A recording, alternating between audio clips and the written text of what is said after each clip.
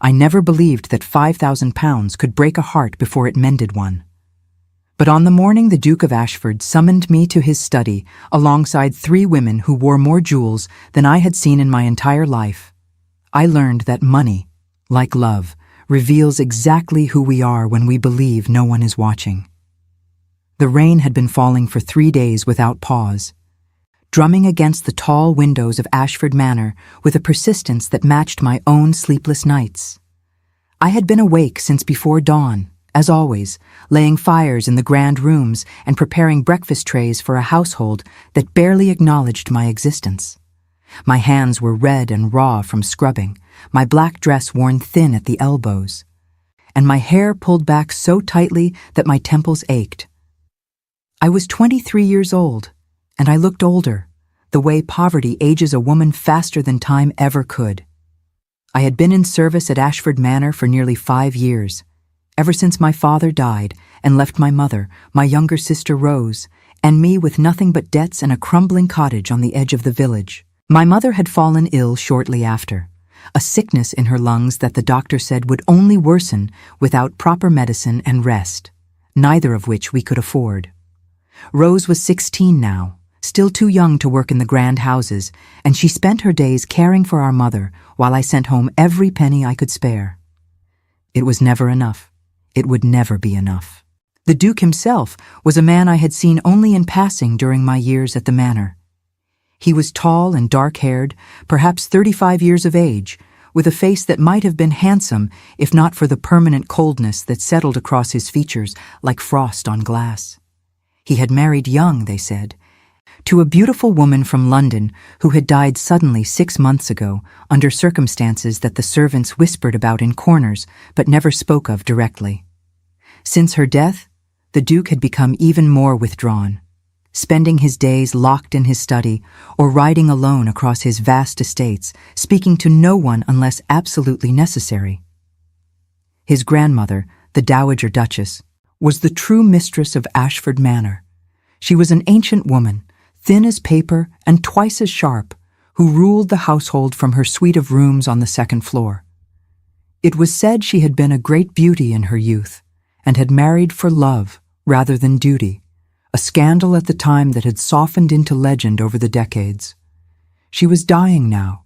Everyone knew it, though she refused to acknowledge the fact, and continued to issue orders and manage the estate as if she would live forever. That morning, I had just finished polishing the silver in the breakfast room when Mrs. Hartley, the housekeeper, found me and told me in a voice tight with disapproval that I was wanted in the Duke's study immediately. She looked at me as if I had done something wrong, though I could not imagine what. I had been careful, always careful, to keep my head down and my hands busy, to be invisible in the way that good servants were supposed to be. I followed her through the long corridors of the manor, past portraits of stern-faced ancestors and windows that looked out onto gardens gone wild with neglect. My heart was beating too fast, and my hands were trembling slightly as I smoothed down my apron. Servants were not summoned to the Duke's study unless there was trouble, and I could not think of any mistake I had made, any rule I had broken. The study was a dark room lined with books, smelling of leather and tobacco and old wood. A fire burned in the hearth despite the relative warmth of the late spring morning, and the Duke stood before it with his back to the door, his hands clasped behind him. 3 women sat in chairs arranged before his massive desk, and they turned to look at me as I entered, their expressions ranging from curiosity to barely concealed contempt. They were ladies, all 3 of them, dressed in gowns of silk and lace that probably cost more than I would earn in 10 years. The first was blonde and delicate, with pale blue eyes and a sweet smile that did not quite reach those eyes. The second was dark-haired and striking, with a proud tilt to her chin and emeralds at her throat that caught the firelight. The third was auburn-haired and voluptuous, her gown cut lower than was entirely proper, her lips painted a shade of red that I had only seen on actresses and women of questionable reputation. They looked at me the way one might look at a stray dog that had wandered into a drawing room. Mrs. Hartley gestured for me to stand near the door, then left, closing it behind her with a soft click that sounded unnaturally loud in the silence. The Duke did not turn around. For a long moment, no one spoke, and I could hear only the rain against the windows and the crackling of the fire and my own quick, shallow breathing. Finally, the Duke spoke, his voice low and rough, as if he had not used it much in recent days. He said that his grandmother, in her infinite wisdom and stubbornness, had insisted upon a most unusual arrangement. He said that he had no intention of remarrying, that his late wife had cured him of any romantic notions he might once have harbored, but that the Dowager Duchess was convinced that he needed a new wife to secure the family line and manage the household. He said these things without emotion, as if he were discussing the purchase of livestock rather than his own future.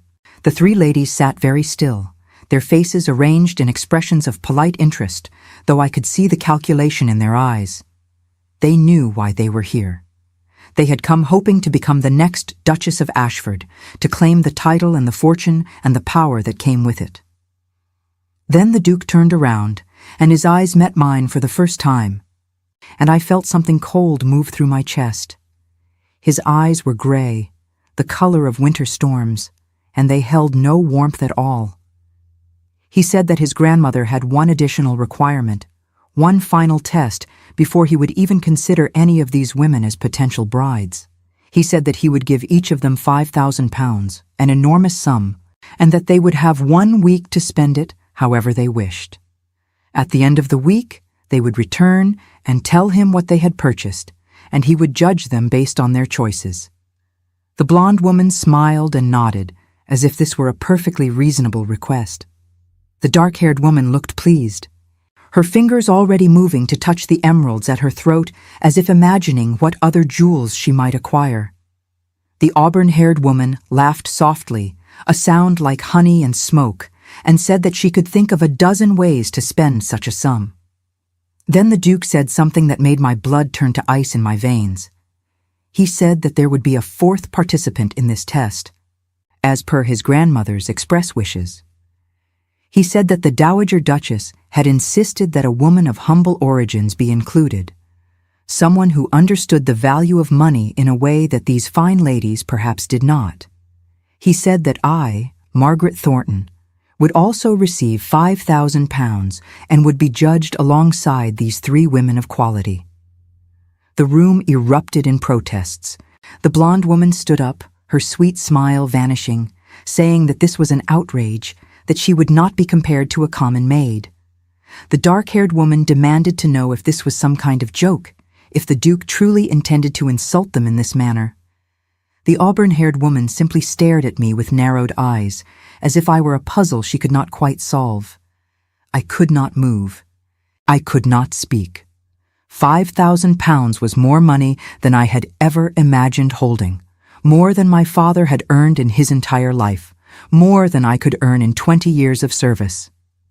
It was enough to save my mother, to give Rose a dowry, to buy a small cottage where we could live without fear of hunger or cold or debt.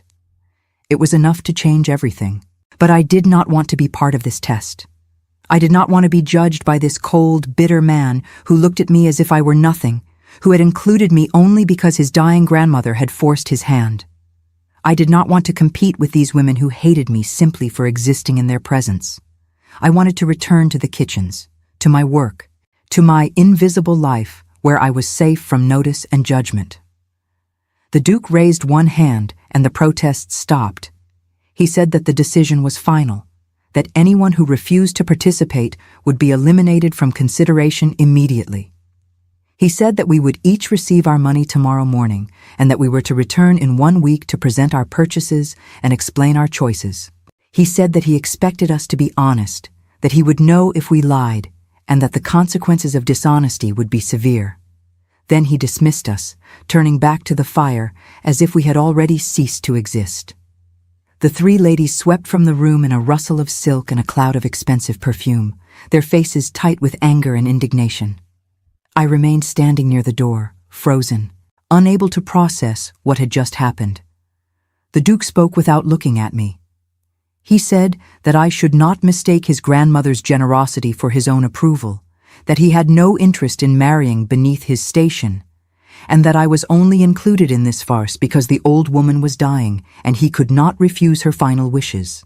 He said that I should spend the money wisely and not waste his time with sentimental nonsense. He said that I should leave now, that he had work to do. I left the study on legs that felt like water, my mind spinning with impossible thoughts. £5,000, enough to save my mother, enough to change our lives. But at what cost? What did it mean to be part of this test? To be judged by a man who clearly despised the very idea of me? What did the Duke truly want from us? What was he looking for? I spent the rest of that day in a fog, going through the motions of my work without really seeing or hearing anything around me. The other servants had already heard about the summons, of course, and they whispered behind their hands when I passed, their eyes full of speculation and jealousy and contempt. Mrs. Hartley told me coldly that I should not let this go to my head, that servants who forgot their place always came to bad ends, and that she would be watching me very carefully from now on. That night, I walked the 3 miles home to our cottage through the rain, my cloak soaked through and my boots caked with mud.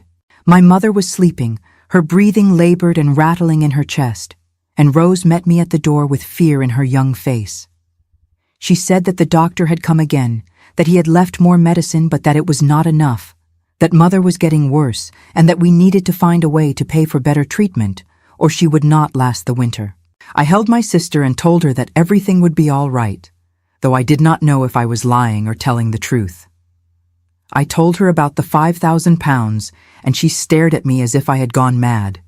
She asked me what I would buy, what I would do with such an impossible sum, and I realized that I had no idea. I had spent my entire life thinking in terms of pennies and shillings, carefully measuring out every expense, never allowing myself to dream of anything beyond basic survival.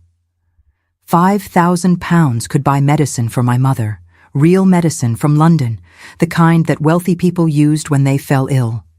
It could buy food, real food, meat and bread and vegetables, enough to last us through the winter and beyond. It could pay off all of our debts, the ones that hung over us like storm clouds, threatening to take even our cottage if we fell too far behind. It could give Rose a chance at a better life, perhaps even a small dowry, so that she might marry someone kind who could take care of her. But the Duke had said he would judge us based on our choices. What did that mean? Did he want to see generosity or frugality? Wisdom or extravagance? Did he want a woman who would spend freely on beautiful things, or one who understood the value of money and spent it carefully? I had no way of knowing, no way of understanding what he was truly testing for. I lay awake that night in the narrow bed I shared with Rose, listening to the rain and my mother's labored breathing from the next room, trying to decide what to do. The 3 ladies would spend their money on jewels and gowns and perfumes, things that would make them more beautiful, more desirable, more worthy of becoming a duchess. They would return to the manor dripping with diamonds and silk, proof of their refined tastes and their understanding of what it meant to be a woman of quality. And I would return with what? Medicine and bread and the receipts for paid debts? Would that impress the Duke, or would it only confirm his belief that I was beneath his notice, a common girl with common concerns who could never understand the life he led? But I could not spend £5,000 on jewels and gowns, not when my mother was dying, not when Rose went to bed hungry more nights than not when our cottage was falling apart and winter was coming. I could not do it, even if it meant failing the Duke's test, even if it meant losing any chance of something more. I could not spend that money on anything but the things my family desperately needed. The next morning, I returned to the manor and found an envelope waiting for me in the servants' hall. Inside were banknotes, more money than I had ever seen, along with a brief note in an elegant hand that I recognized as belonging to the Duke's secretary. The note said simply that I had 1 week and that my choices would be evaluated based on wisdom, character, and understanding of true value. I put the money in my pocket, where it felt like a burning coal against my hip, and I went about my work with my mind elsewhere. I could feel the other servants watching me, could hear their whispers and sense their resentment. They thought I was putting on airs, that I believed myself better than them, now that I had been included in the Duke's strange test. They did not understand that I felt more afraid than honored, more burdened than blessed. That afternoon, I took my half-day and went into the village. I went first to the doctor's house, where I paid him 3 months in advance for the good medicine from London, the kind made with real herbs and compounds that might actually help my mother's lungs. He looked at me with surprise and suspicion, clearly wondering where a maid had gotten such money, but he took it and promised the medicine would arrive within the week. Then I went to the baker and bought enough flour and bread and grain to last us through the winter. I went to the butcher and bought salt pork and dried beef. I went to the greengrocer and bought potatoes and turnips and carrots that could be stored in our cellar. I went to the chandler and bought candles and lamp oil and soap. I paid the rent on our cottage for a full year in advance. I paid off all of my father's old debts, every penny we owed to every merchant in the village, until we were free of those shadows that had haunted us for so long. By the end of the day, I had spent nearly £4,000 on practical things, necessary things, things that would keep my family alive and safe and fed. I had £1,000 left, and for a moment I stood in the village square with the money in my hand, wondering if I should buy something else, something beautiful or extravagant that might impress the Duke. But I thought of Rose, who had never had a new dress in her life, who wore my old things cut down to fit her smaller frame.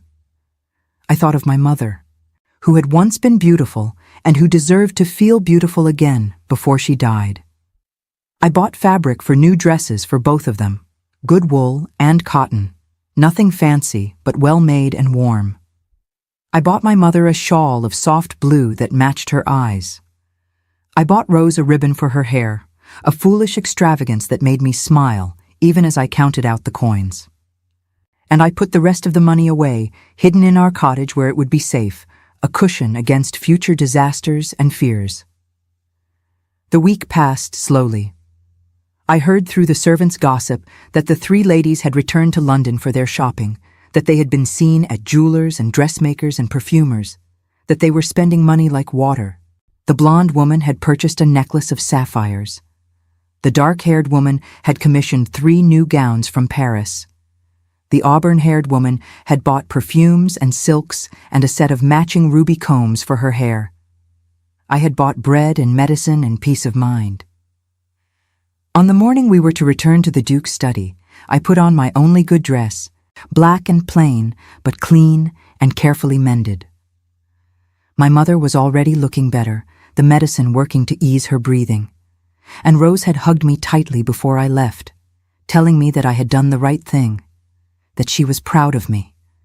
I carried that pride with me like armor as I walked back to the manor through the early morning mist, knowing that I would almost certainly fail this test, that I could never compete with women who knew how to be beautiful and desirable and worthy. But I had saved my mother's life, and surely, in any just world, that had to count for something. The 4 of us gathered once again in the Duke's study, and this time the 3 ladies looked at me with open disdain mixed with a hint of pity, as if they already knew I had failed before the test even began. The Duke did not look at any of us when we entered. He stood at the window with his back to the room, watching the mist roll across his estates like a gray sea, and for a long moment there was only silence broken by the rustle of expensive fabric and the quiet breathing of 4 women who had nothing in common except the judgment that awaited us all. The blonde woman spoke first, her voice bright and eager, like a child presenting a gift she knew would be admired. Her name was Lady Catherine Pembroke, I had learned from the servants, daughter of an earl and cousin to half the nobility in England. She described the sapphire necklace she had purchased, how it had once belonged to a French duchess, and how the jeweler had assured her it was worth twice what she had paid. She spoke of matching earrings she had commissioned, of a bracelet that would complete the set, of how the sapphires brought out the blue of her eyes, and how any man would be proud to see his wife wear such magnificent stones. The Duke said nothing. He did not turn from the window. Lady Catherine's voice faltered slightly, then grew more insistent, describing the craftsmanship and the history and the prestige of owning such jewels. When she finally fell silent, he simply nodded once, a barely perceptible movement of his dark head, and gestured for the next woman to speak. The dark-haired woman was Lady Victoria Ashworth, niece to a marquis, and known throughout London for her impeccable taste and sharp tongue. She did not sound eager or anxious as Lady Catherine had. Her voice was cool and measured as she described the 3 gowns she had commissioned from the finest dressmaker in Paris, gowns of silk and lace and velvet in colors that would make every other woman in any ballroom fade into insignificance. She spoke of fashion as if it were a form of warfare, a strategic weapon in the battle for social supremacy.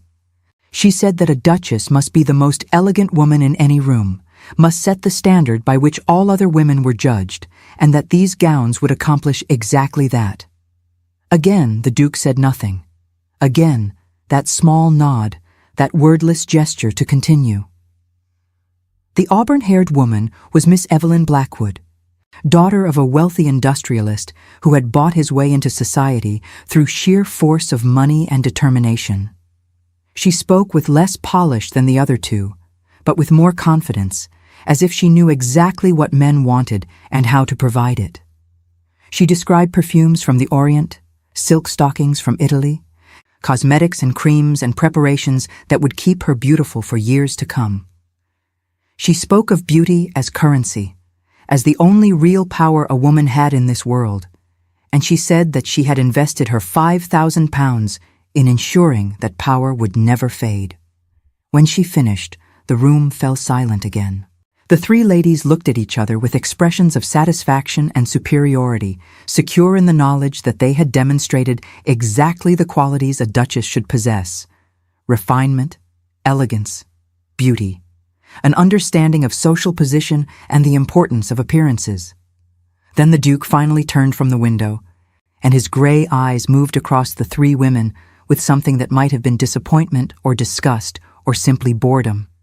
He looked at them as one might look at paintings that had been hung in the wrong rooms, technically accomplished but fundamentally inappropriate.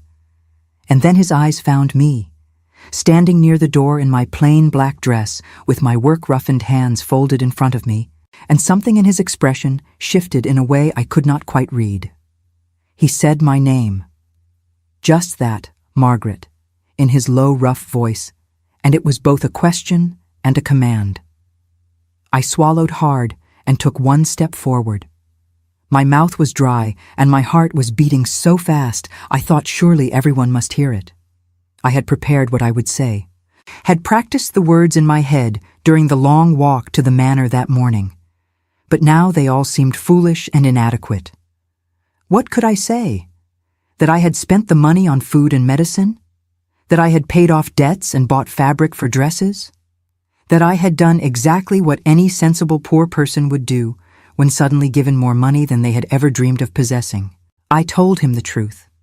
I told him about my mother's illness, about the medicine from London that was already helping her breathe more easily. I told him about Rose, about how she had never had enough to eat and never complained, but I could see the hunger in her young face. I told him about our debts, about how they had hung over us like chains, how I had lived in constant fear that we would lose even the small cottage that was all we had left of my father. I told him about the food I had bought, enough to last through the winter and beyond, about the rent paid in advance so that Rose could sleep without fear of being turned out into the cold. I did not tell him about the fabric for the dresses or the shawl or the ribbon. Those things seemed too small and too personal to mention, and I did not want him to think I had spent any of his money on vanity. As I spoke, I watched his face, trying to understand what he was thinking, what he was feeling, but his expression remained unreadable. The 3 ladies were staring at me now with a mixture of shock and contempt, as if I had just confessed to some terrible crime. Lady Catherine's mouth had fallen open slightly. Lady Victoria's eyes had narrowed to slits. Miss Blackwood was shaking her head slowly, a small smile playing at the corners of her painted lips. When I finished speaking, The silence that followed felt heavy and suffocating. I could hear the clock on the mantelpiece ticking, each second marked out like a judgment. I could hear someone's sharp intake of breath, could feel the weight of their collective disapproval pressing down on me like a physical thing. Then the Duke spoke, and his voice was different somehow, less cold, less distant. He asked me how much of the £5,000 I had spent. I told him nearly all of it, perhaps 4,000 on necessities, and the rest set aside for future needs. He asked if I had bought anything for myself, anything at all, and I hesitated before admitting to the fabric for a dress, though I said it was more for decency than for vanity, as my work clothes were wearing thin. He nodded slowly, and then he did something that shocked everyone in the room. He smiled. It was not a large smile, barely a softening of his stern mouth, but it changed his entire face, made him look younger and less forbidding, made me suddenly aware that he might once have been capable of warmth before grief and betrayal had frozen him from the inside out. He said that I had passed his test. He said that the others had failed. The room erupted. Lady Catherine stood up so quickly her chair fell backward, demanding to know what he meant. How spending money on jewels could possibly be wrong when that was exactly what any woman of quality would do.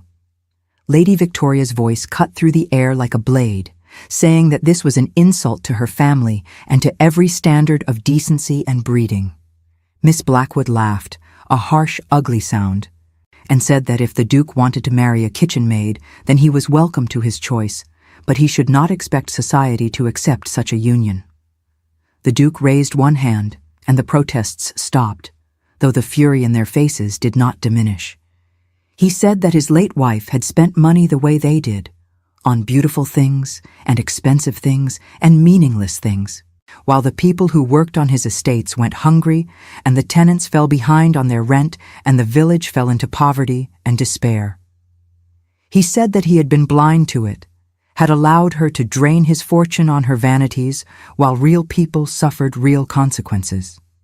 He said that he would not make that mistake again, that any woman who would be his duchess must understand that wealth came with responsibility, that privilege demanded care for those who had less. He said that I was the only one who had demonstrated that understanding. The three ladies left in a storm of silk and fury, their faces red with humiliation and rage. Lady Catherine was crying, though whether from hurt or anger I could not tell. Lady Victoria paused at the door to tell the Duke that he would regret this decision, that no woman of quality would ever accept him now, that he had made himself a laughingstock. Miss Blackwood simply stared at me with naked hatred before sweeping out without another word.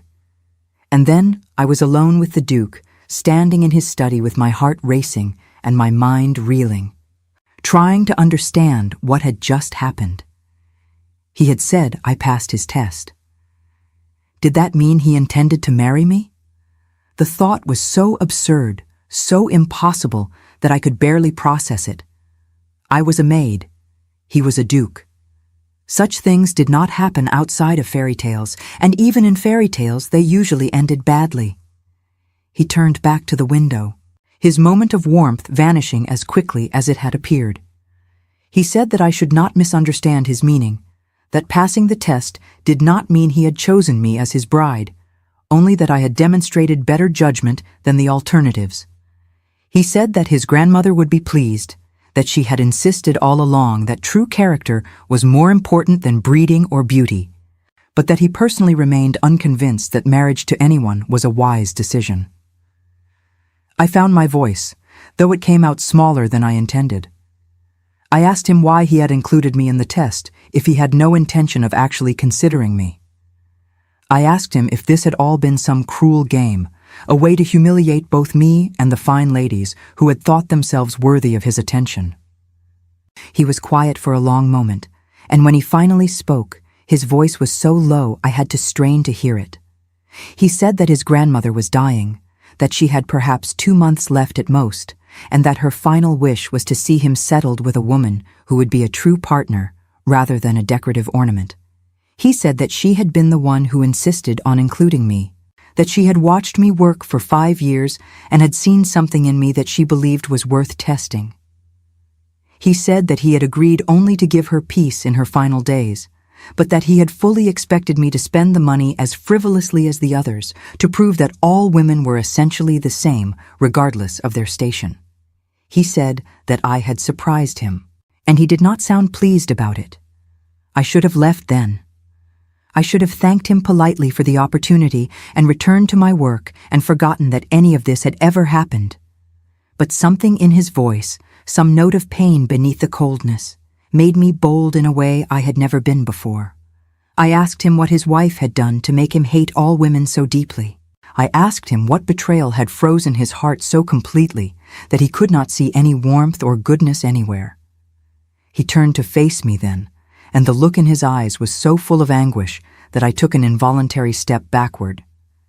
He said that his wife had taken lovers, multiple lovers, throughout their marriage.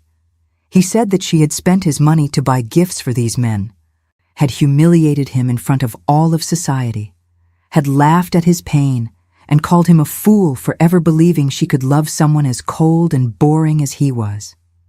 He said that when she died, thrown from a horse during a midnight ride to meet her latest paramour, he had felt nothing but relief, and that the guilt of that relief had been eating away at him ever since. He said that he did not believe in love anymore.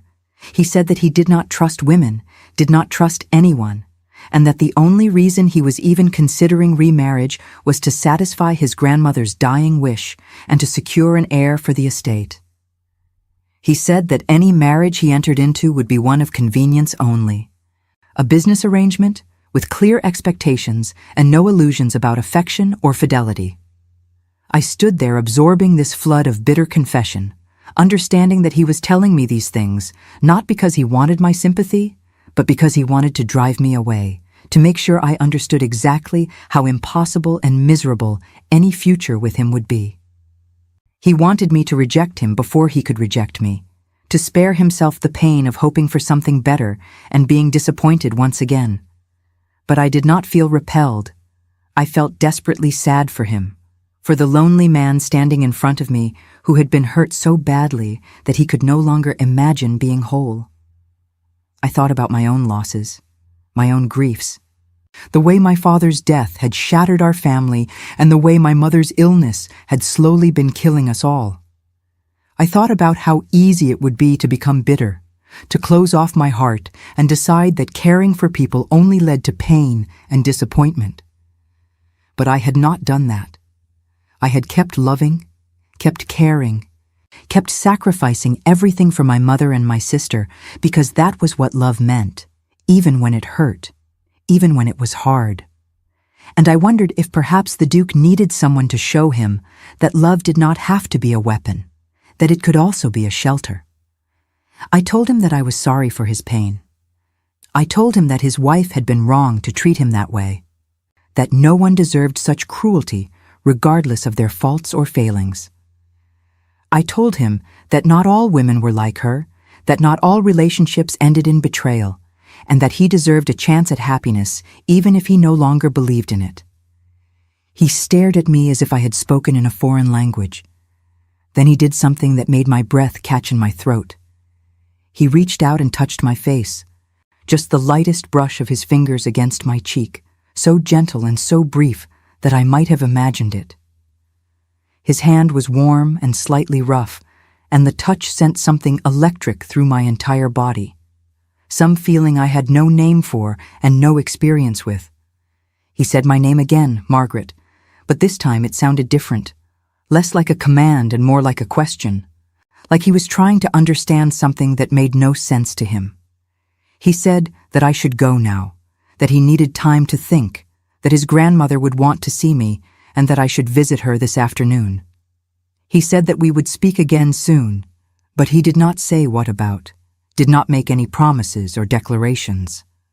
I left the study in a daze, my cheek still tingling where he had touched it, my heart full of confused emotions that I did not dare examine too closely.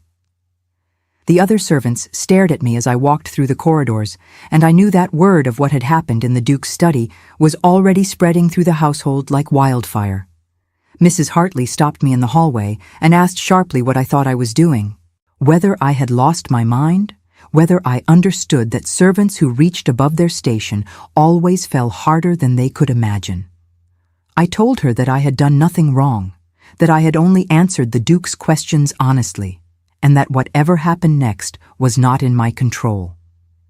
She looked at me with something like pity mixed with contempt, and told me that I would learn soon enough that honesty was a luxury poor people could not afford.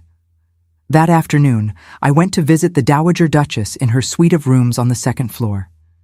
I had been there only a handful of times before, always to deliver messages or trays, never invited to stay.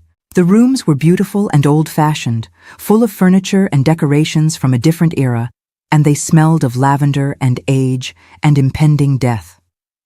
The Dowager Duchess was sitting up in bed, propped against a mountain of pillows, looking impossibly small and fragile in her white nightgown. But her eyes were bright and sharp when they fixed on me, and her voice was strong when she told me to come closer and sit down. She asked me what I had bought with the £5,000. I told her, and she nodded as if this confirmed something she had already known. She said that she had been watching me since the day I arrived at Ashford Manor, that she had seen how I worked, and how I carried myself, and how I never complained even when things were difficult. She said that she had seen the same quality in herself when she was young, the same understanding that real strength came from sacrifice and service, rather than from beauty or breeding. She told me that her grandson was a good man who had been badly hurt, that his wife's betrayal had damaged something essential in him that might never fully heal. She said that he needed someone who understood pain and loss, someone who would not give up on him even when he pushed her away, someone who could teach him how to hope again. She said that she believed I was that person. I told her, as gently as I could, that the Duke had no interest in marrying me, that he saw me only as proof of a point, that he had made it very clear that any marriage he entered into would be one of cold convenience rather than warm affection. I told her that I was grateful for her faith in me, but that I did not think love could grow where there was only bitterness and distrust. She smiled at me, a smile full of secrets and understanding. She said that her own marriage had begun in just such bitterness, that her husband had married her only to spite his family, who wanted him to choose someone of better birth, and that she had agreed only because she needed security and protection. She said that they had spent the first year of their marriage barely speaking to each other, circling each other like wary animals, each waiting for the other to prove themselves unworthy. And then, slowly, something had changed. Small acts of kindness, moments of unexpected understanding, the gradual realization that the person they had married might actually see them, truly see them, in ways that no one else ever had. She said that by the time her husband died 30 years later, she had loved him more than she had ever thought possible, and that his loss had nearly destroyed her. She told me that real love was not the breathless infatuation of ballrooms and poetry. It was the slow, painful, difficult work of learning to trust another person with your broken pieces and hoping they would not cut themselves on the sharp edges. She said that if I was brave enough to attempt it, she believed her grandson and I might find something rare and precious in each other. But she said that I would have to be patient, that I would have to endure his coldness and his cruelty and his attempts to drive me away, and that there would be many times when I would wonder if it was worth the effort. She asked me if I was brave enough for that. She asked me if I was willing to fight for something I did not yet have, to believe in something I could not yet see. I sat there in her lavender-scented room with death hovering in the corners and thought about my mother and Rose and all the impossible things I had already done to keep them safe and alive. I thought about the Duke's gray eyes and the way his hand had felt against my cheek and the loneliness that radiated from him like cold from winter ground. And I realized that I was already halfway in love with him, that something in me had recognized something in him. Some shared understanding of pain and perseverance and the desperate need to believe that life could still hold beauty despite everything that tried to crush it out of us. I told the Dowager Duchess that I would try. I told her that I did not know if I was brave enough or strong enough or wise enough, but that I would do my best because she had asked it of me, and because something in me could not bear to walk away from the possibility of something more. She reached out and took my hand in her thin, papery fingers, and she told me that was all she needed to hear. She said that she would make the arrangements, that within a fortnight the Duke and I would be married, and that whatever happened after that would be up to us. I left her rooms feeling as if I were walking in a dream, as if everything that was happening were too strange and too impossible to be real. I was going to marry the Duke of Ashford. I was going to become a duchess, a title I could barely even pronounce properly, a position so far above my station that it felt like a joke. And I was going to try to heal the heart of a man who believed his heart was beyond saving. I walked back to my cottage that evening through the gathering dusk, and when I told my mother and Rose what had happened, they both stared at me as if I had lost my mind. My mother, despite her illness, sat up in bed and demanded to know if I understood what I was agreeing to, whether I had any idea how dangerous it was to marry a man who did not love me, who might never love me, who had been so badly hurt that he had turned into someone cold and cruel. I told her that I understood better than anyone, because I had spent my whole life loving people who needed me more than they loved me back, and somehow I had survived it. I told her that I was choosing this, that no one was forcing me, and that for once in my life I wanted to try for something more than just survival. I wanted to reach for happiness, even if I fell, even if I failed. Rose hugged me tightly and whispered that she was frightened for me. And I was frightened too, more frightened than I had ever been, because I knew that I was walking into something that could break me in ways that poverty and grief never had. But I was also, for the first time in years, full of hope. And that felt dangerous and reckless and absolutely necessary.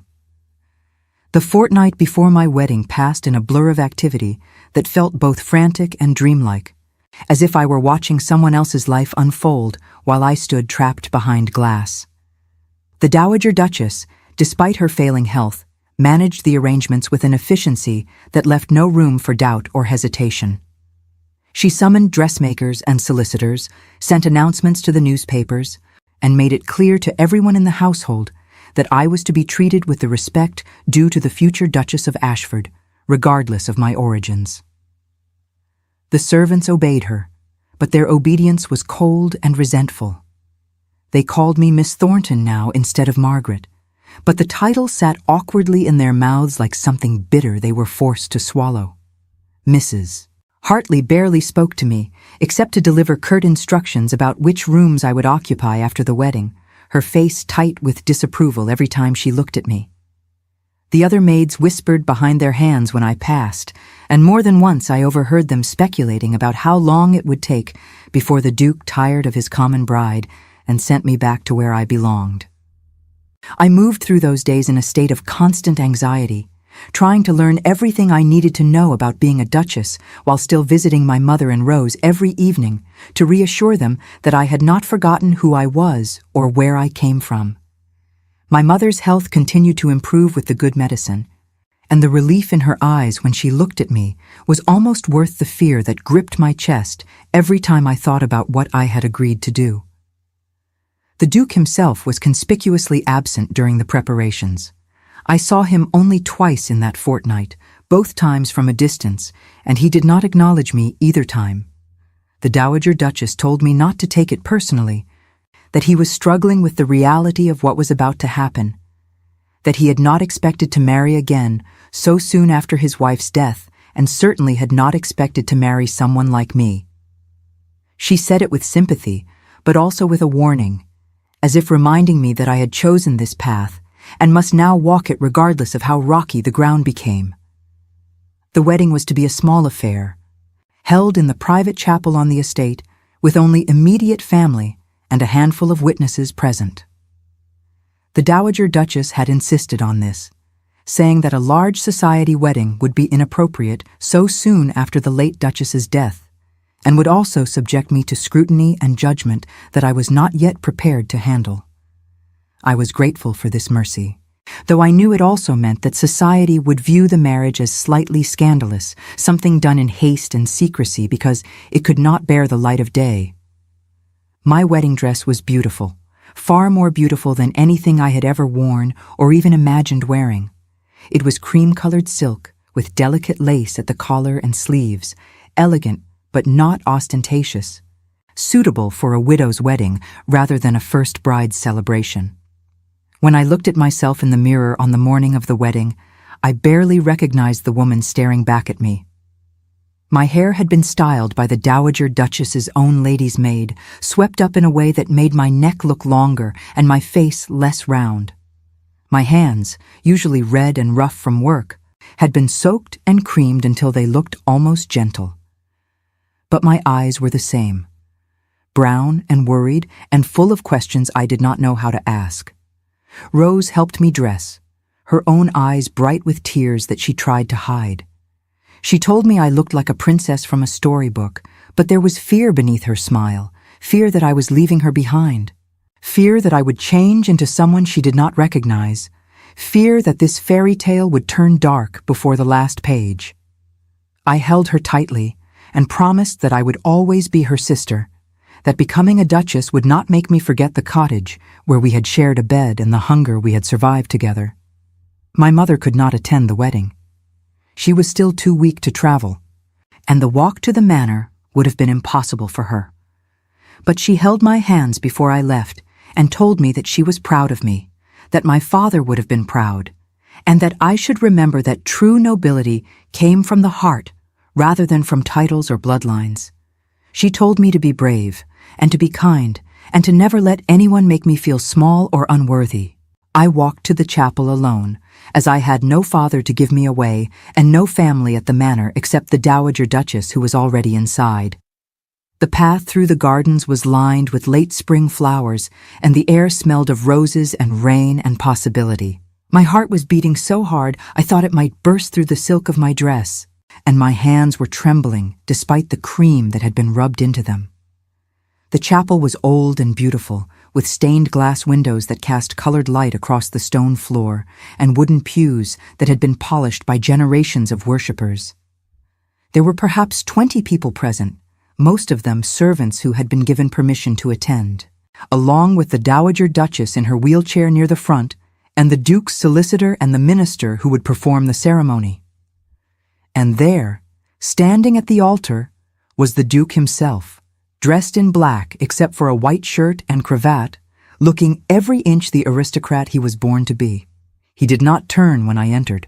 He kept his eyes fixed on the cross above the altar, as if he could not bear to look at me, as if acknowledging my presence would make this marriage more real than he could endure. I walked down the aisle with my head held high, though inside I was screaming with fear and doubt. What was I doing? What had I agreed to? How could I possibly think that I could be the wife of this cold, distant man who looked at me as if I were a duty to be endured rather than a partner to be cherished? But then I reached the altar and stood beside him, and he finally turned to look at me, and for just a moment something flickered in his gray eyes. Not warmth exactly, but perhaps recognition, perhaps acknowledgement that I was there, that I was real, that this was actually happening. And then his expression closed again, like a door slamming shut, and he turned back to face the minister.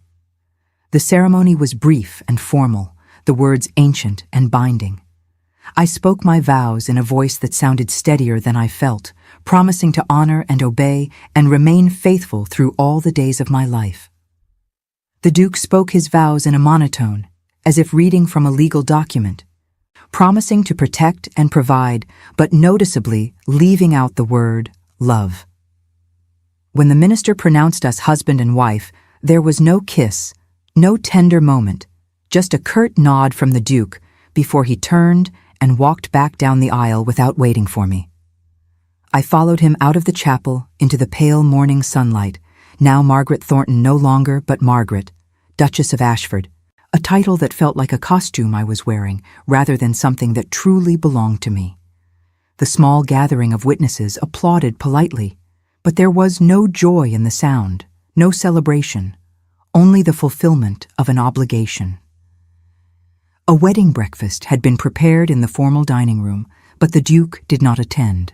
He sent word through his secretary that he had urgent estate business to attend to and would see me that evening. The Dowager Duchess looked disappointed, but not surprised, and she presided over the breakfast with as much grace as her failing health would allow, making conversation and ensuring that no one commented on the groom's absence.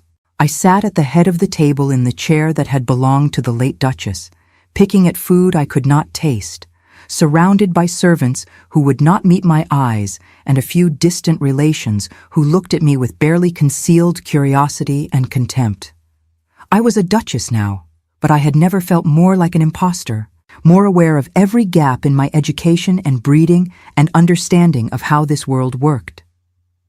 After the breakfast, the Dowager Duchess summoned me to her rooms. She looked exhausted, the morning's activities having drained what little energy she had left, but her eyes were still sharp when she looked at me. She told me that I had done well, that I had held myself with dignity, despite the difficult circumstances. Then she told me things I needed to know about being a duchess, about managing the household and dealing with the servants and presenting myself in society when the time came for that particular ordeal. She also told me, with a directness that made me flinch, what to expect on my wedding night. She said that my husband would come to my rooms after dark, that he would likely be cold and perfunctory, that I should not expect tenderness or passion, but should focus on fulfilling my duty and providing him with an heir. She said that many marriages of our class were conducted this way, that love was not required for conception, and that I should not take his coldness personally.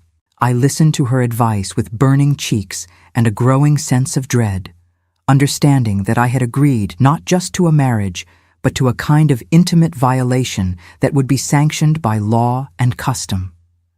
The thought of the Duke touching me with the same cold efficiency he had shown during our wedding ceremony made something inside me curl up and die a little.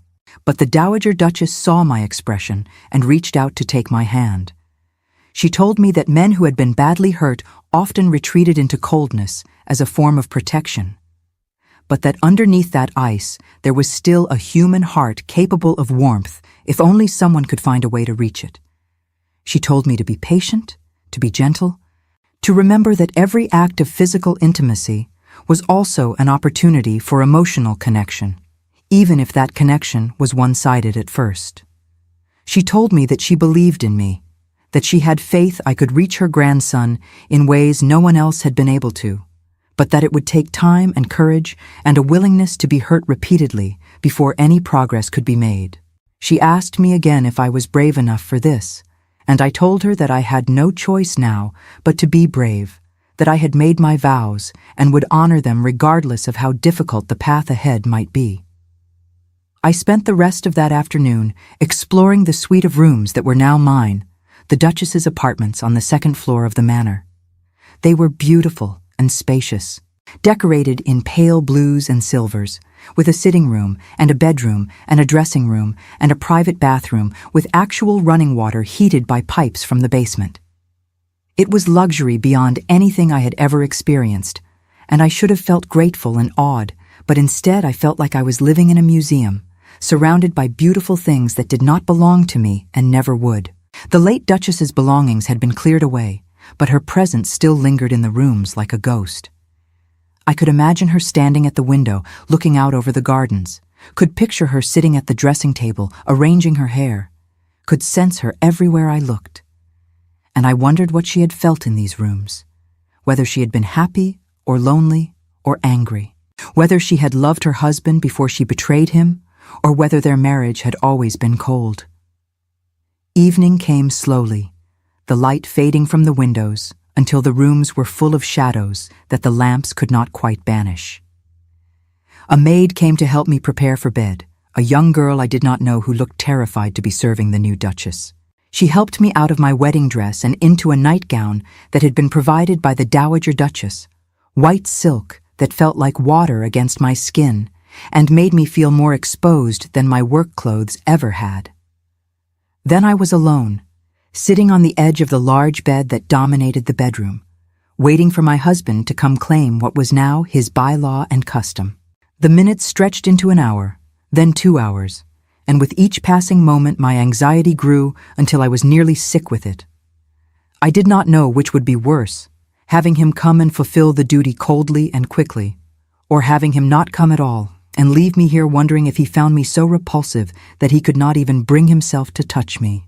It was nearly midnight when I finally heard footsteps in the corridor outside my rooms.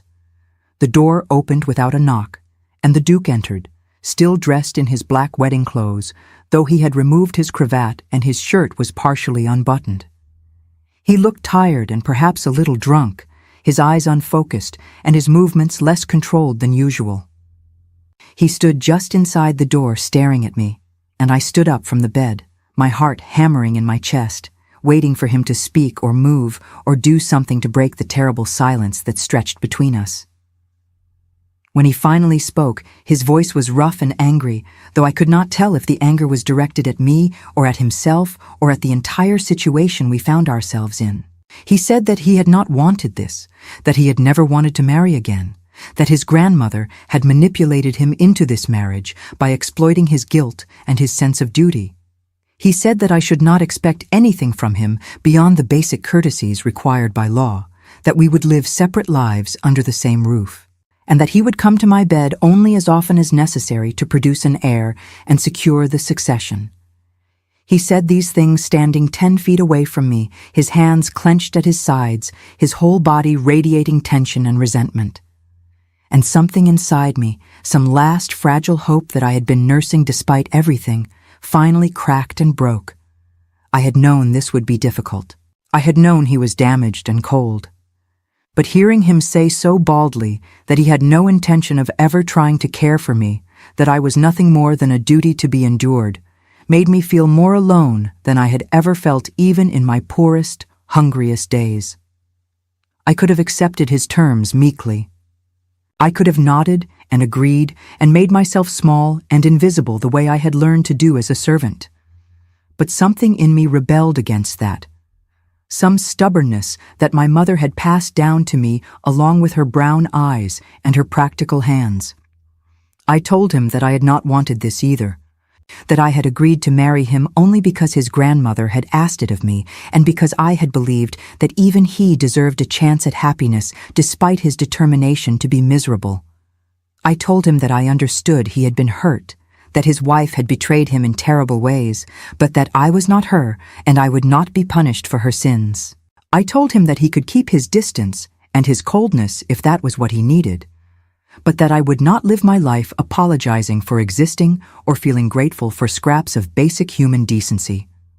I told him that I had married him in good faith, that I had made vows before God to honor and care for him, and that I intended to keep those vows even if he had no intention of keeping his. He stared at me with something that might have been surprise or anger, or perhaps even grudging respect. No one spoke to him that way, I realized. No one challenged him or pushed back or demanded anything from him. They either fawned over him because of his title or avoided him because of his reputation. But no one treated him like a real person capable of better behavior. He took 3 steps toward me, and I forced myself not to back away, even though every instinct screamed at me to maintain distance. He stopped close enough that I could smell whiskey on his breath and see the lines of exhaustion around his eyes. He said that I was either very brave or very foolish, and he had not yet decided which. He said that my defiance would not last, that eventually I would learn to regret my boldness, that marriage to him was not an adventure, but a slow form of death for any woman foolish enough to care. Then he turned and walked out, leaving me standing alone in my white silk nightgown in the middle of my beautiful bedroom, shaking with emotions I could not name. He did not come back that night. He did not fulfill his duty or claim his rights or do any of the things the Dowager Duchess had warned me to expect. He simply left me there, and I did not know if I felt relieved or rejected, or both at once. I lay awake for hours, staring at the ceiling, listening to the sounds of the old house settling around me, wondering what I had done, and whether there was any possible way this marriage could end in anything but heartbreak. But mixed with the fear and doubt was also a strange kind of determination. I had stood up to him. I had refused to be diminished. And something in his eyes before he left had told me that he had noticed, that perhaps somewhere beneath all that ice there was still a man capable of seeing me as more than just an unwanted obligation. The next morning, I woke early from habit and had to remind myself that I was no longer expected to lay fires or prepare breakfast or scrub floors. A maid brought me tea and helped me dress in one of the new day gowns that had been made for me. A simple blue dress that was more elegant than anything I had ever owned, but still relatively plain by Duchess standards. I asked the maid where the Duke was, and she told me with barely concealed satisfaction that he had left before dawn to ride the estate boundaries and was not expected back until evening. I spent that first day as a duchess trying to learn my new responsibilities. The housekeeper, a woman named Mrs. Reynolds who had replaced Mrs. Hartley as the senior servant now that I was no longer staff, walked me through the house explaining what was expected of me in terms of household management. I was to oversee the menus, manage the servants, handle correspondence, receive visitors, and maintain the standards that befitted the Duchess's position. It was overwhelming, like trying to learn a new language while everyone watched and waited for me to make mistakes. The servants treated me with formal respect that felt more like mockery. They curtsied when I passed and called me Your Grace with perfect pronunciation. But their eyes were cold and judgmental. I heard the whispers behind closed doors, the speculation about how long the Duke would tolerate his common bride, the bets on when he would send me away or take a mistress or simply ignore me into irrelevance. I visited the Dowager Duchess every afternoon, and she helped me navigate the impossible maze of aristocratic expectations and social rules that I had never needed to know as a servant. She taught me how to hold myself, how to speak, how to manage the subtle power dynamics that governed every interaction in this world. She was patient with my mistakes, but firm in her corrections, and I could see that even these short lessons exhausted her terribly. She asked me once, about a week after the wedding, if the Duke had visited my rooms yet. When I told her he had not, that he avoided me as much as possible and spoke to me only when absolutely necessary, she looked disappointed, but not surprised. She said that she had hoped he would at least make an effort, but that old wounds ran deep and healing took time. She said I should not give up, that I should continue to be present and available and patient, and that eventually his loneliness would overcome his fear. But as the days turned into weeks, I began to doubt whether patience would be enough. The Duke treated me like a stranger who happened to live in his house. We took meals together when social propriety demanded it, sitting at opposite ends of the long dining table and making stilted conversation about nothing of consequence. He never asked about my day or my thoughts or my feelings. He never touched me, not even accidentally.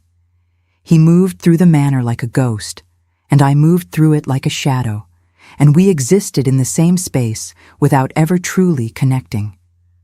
The only bright spot in those lonely weeks was my continued visits to my mother and Rose. I went every few days, usually in the afternoon when the Duke was out managing the estate, and those hours in our small cottage felt more real than anything in the manor. My mother continued to improve, gaining strength and color, able to sit up and even walk around the rooms now. Rose was learning to read and write from books I had brought from the manor's library, and her joy in this new skill made my heart ache with love for her. They asked me if I was happy, and I lied and said yes. I told them about the beautiful rooms and the fine food and the luxury of having servants wait on me instead of being the one who served. I did not tell them about the crushing loneliness, about how I lay awake every night in my large bed, wondering if my husband would ever see me as anything more than an unwanted burden. I did not tell them that I was beginning to wonder if the Dowager Duchess had been wrong, if some hearts were too broken to ever heal, if some people were too damaged to ever let anyone close. Then, 6 weeks after our wedding, everything changed. I was in the library one afternoon, trying to distract myself with a book I could barely comprehend. when I heard raised voices from the Duke's study down the hall. One voice belonged to the Duke himself, angry and defensive. The other belonged to a woman, and there was something familiar about it, even though I could not immediately place it. I should have stayed in the library. I should have minded my own business and respected my husband's privacy.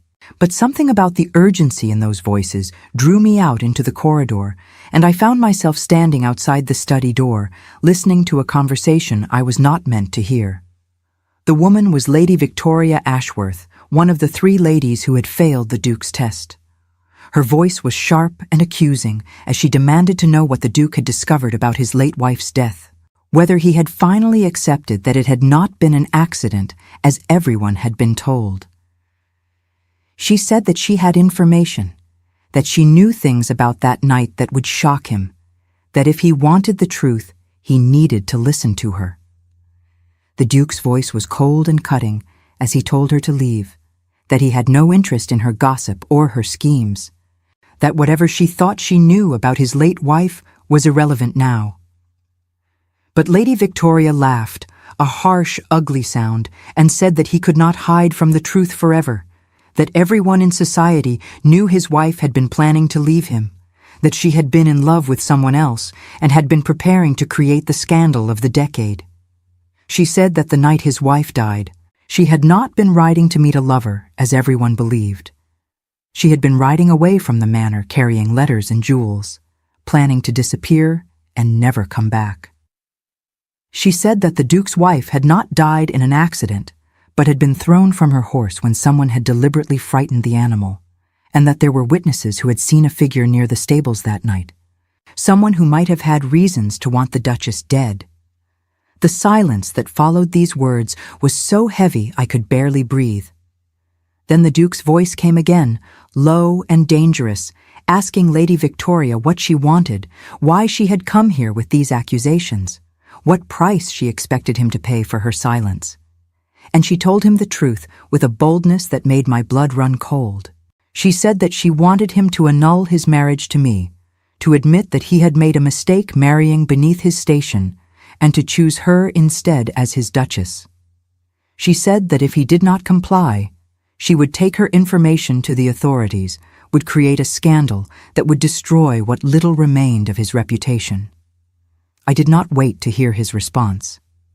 I turned and walked quickly back to my rooms, my heart pounding and my mind racing with the implications of what I had just heard.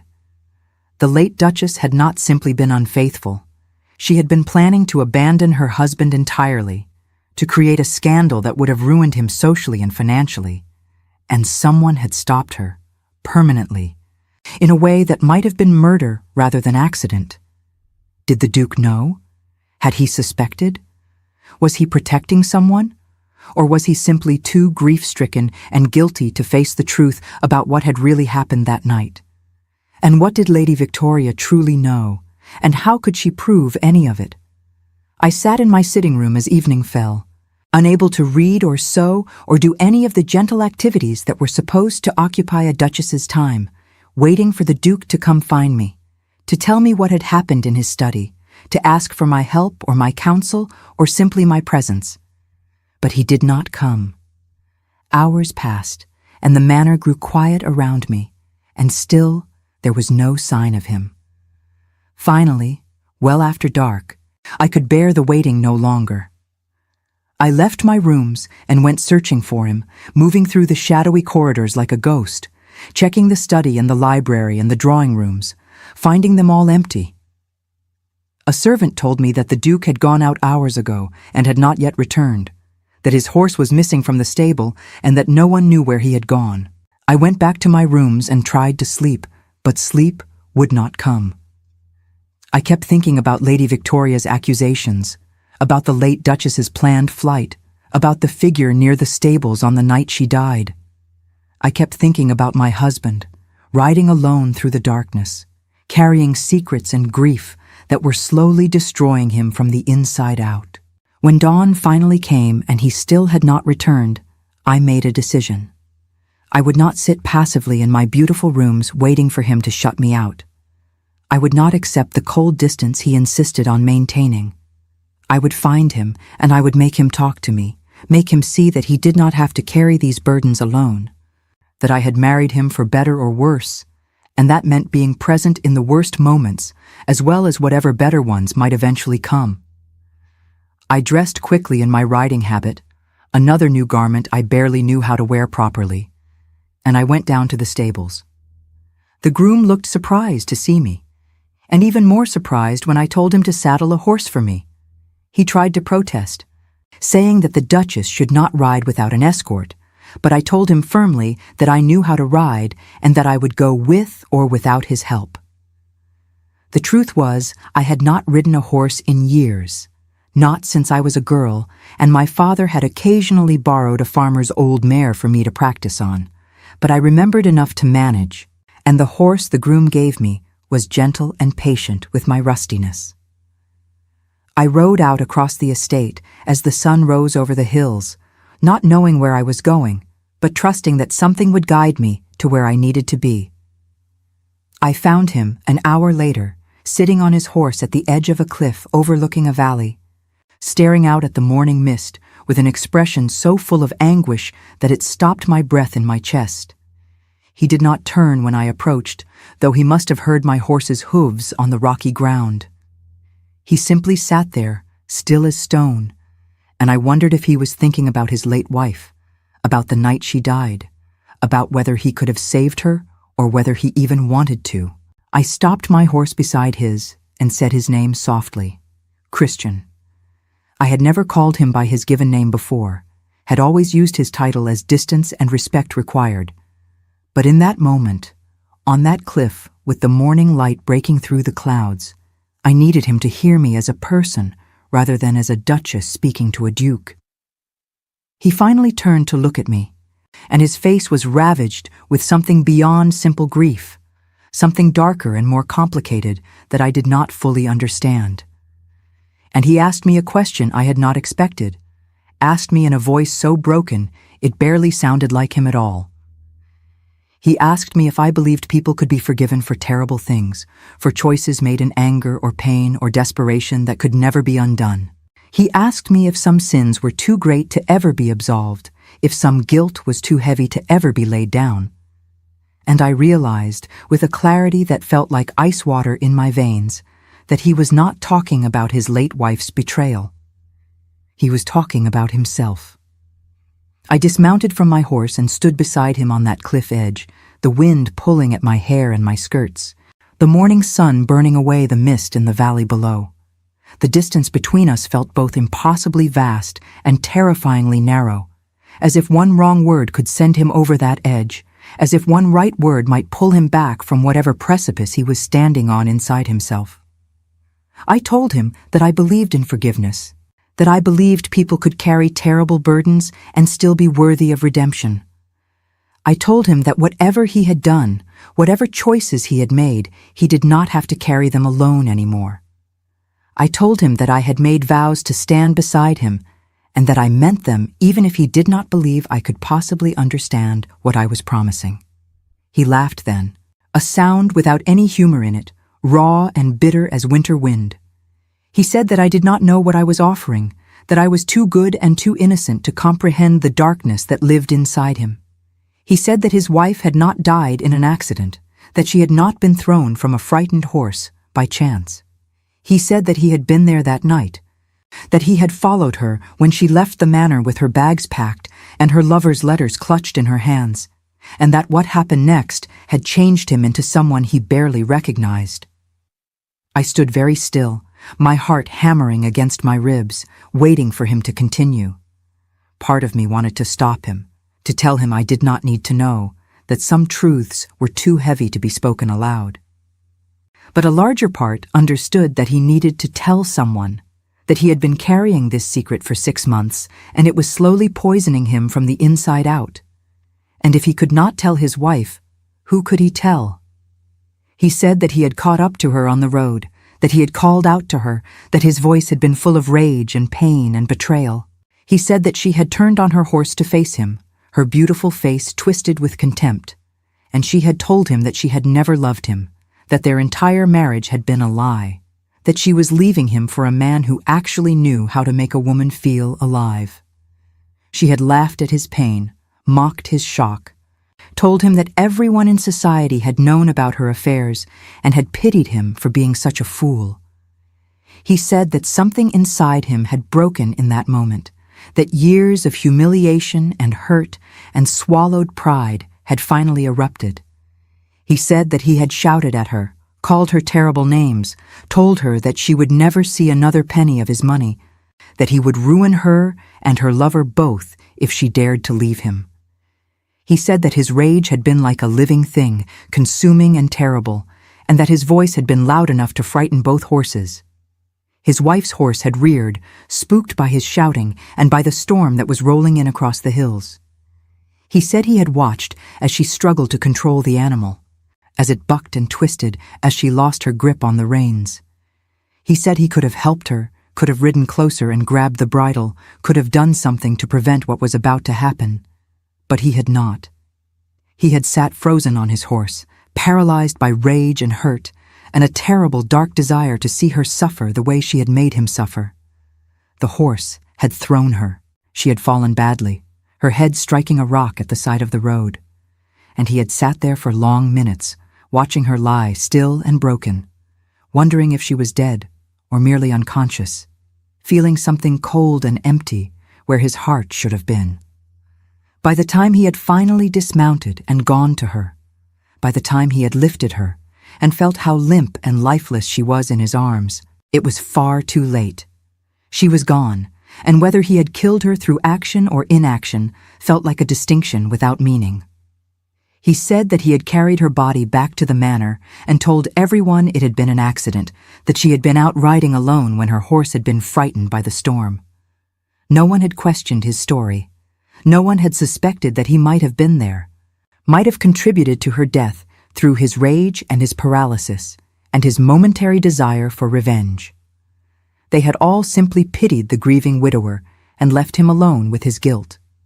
When he finished speaking, the silence that followed felt alive with unsaid things, with judgment and fear and the potential for everything to shatter irreparably. He finally turned to look at me, his gray eyes full of something that might have been hope or might have been desperation, waiting for me to recoil from him, to be horrified by what he had revealed, to prove that he was right to keep everyone at a distance. But I did not recoil. I did not turn away. Instead, I stepped closer to him and I took his hand, that rough, warm hand that had once touched my cheek so gently on the day we met, and I held it tightly in both of mine. I told him that what had happened was terrible, that his wife's death was a tragedy, regardless of how cruel she had been. But I told him that guilt and murder were not the same thing, that failing to act in a moment of shock and pain was not the same as deliberately causing harm. I told him that he had been hurt beyond bearing, that anyone would have struggled to respond rationally in that moment, that his paralysis was a human failing rather than a monstrous one. I told him that carrying this guilt was punishment enough, that he had been living in a prison of his own making for 6 months, and that perhaps it was time to consider the possibility of forgiving himself, even if he could never forget what happened. He pulled his hand away from mine, as if my touch burned him. He said that I did not understand, that I was too sheltered and too kind to grasp what he truly was. He said that he had wanted her to fall in that moment, that for a brief, terrible instant he had hoped the horse would throw her, that he had felt something dark and vengeful rise up in him that he had not known he was capable of feeling. He said that made him complicit in her death, that his thoughts and desires had contributed to what happened even if his hands had not. I told him that having dark thoughts did not make someone evil, that everyone had moments of anger and hurt where they wished ill on the people who had wounded them. I told him that the difference between good people and bad people was not in the absence of such thoughts, but in whether they acted on them, in whether they let those dark impulses define who they were. I told him that he had not pushed her off that horse, had not struck the animal to make it rear, had not done anything to directly cause her fall. His only crime was being too shocked and too hurt to react quickly enough. And that was not murder, no matter how much guilt he wanted to heap upon himself. He stared at me as if seeing me clearly for the first time since our wedding day. He said that I was either the most compassionate person he had ever met or the most foolish. He said that Lady Victoria knew something about that night, that she had witnesses who might have seen him on the road, that she was threatening to create a scandal that would destroy both of us unless he annulled our marriage and chose her instead.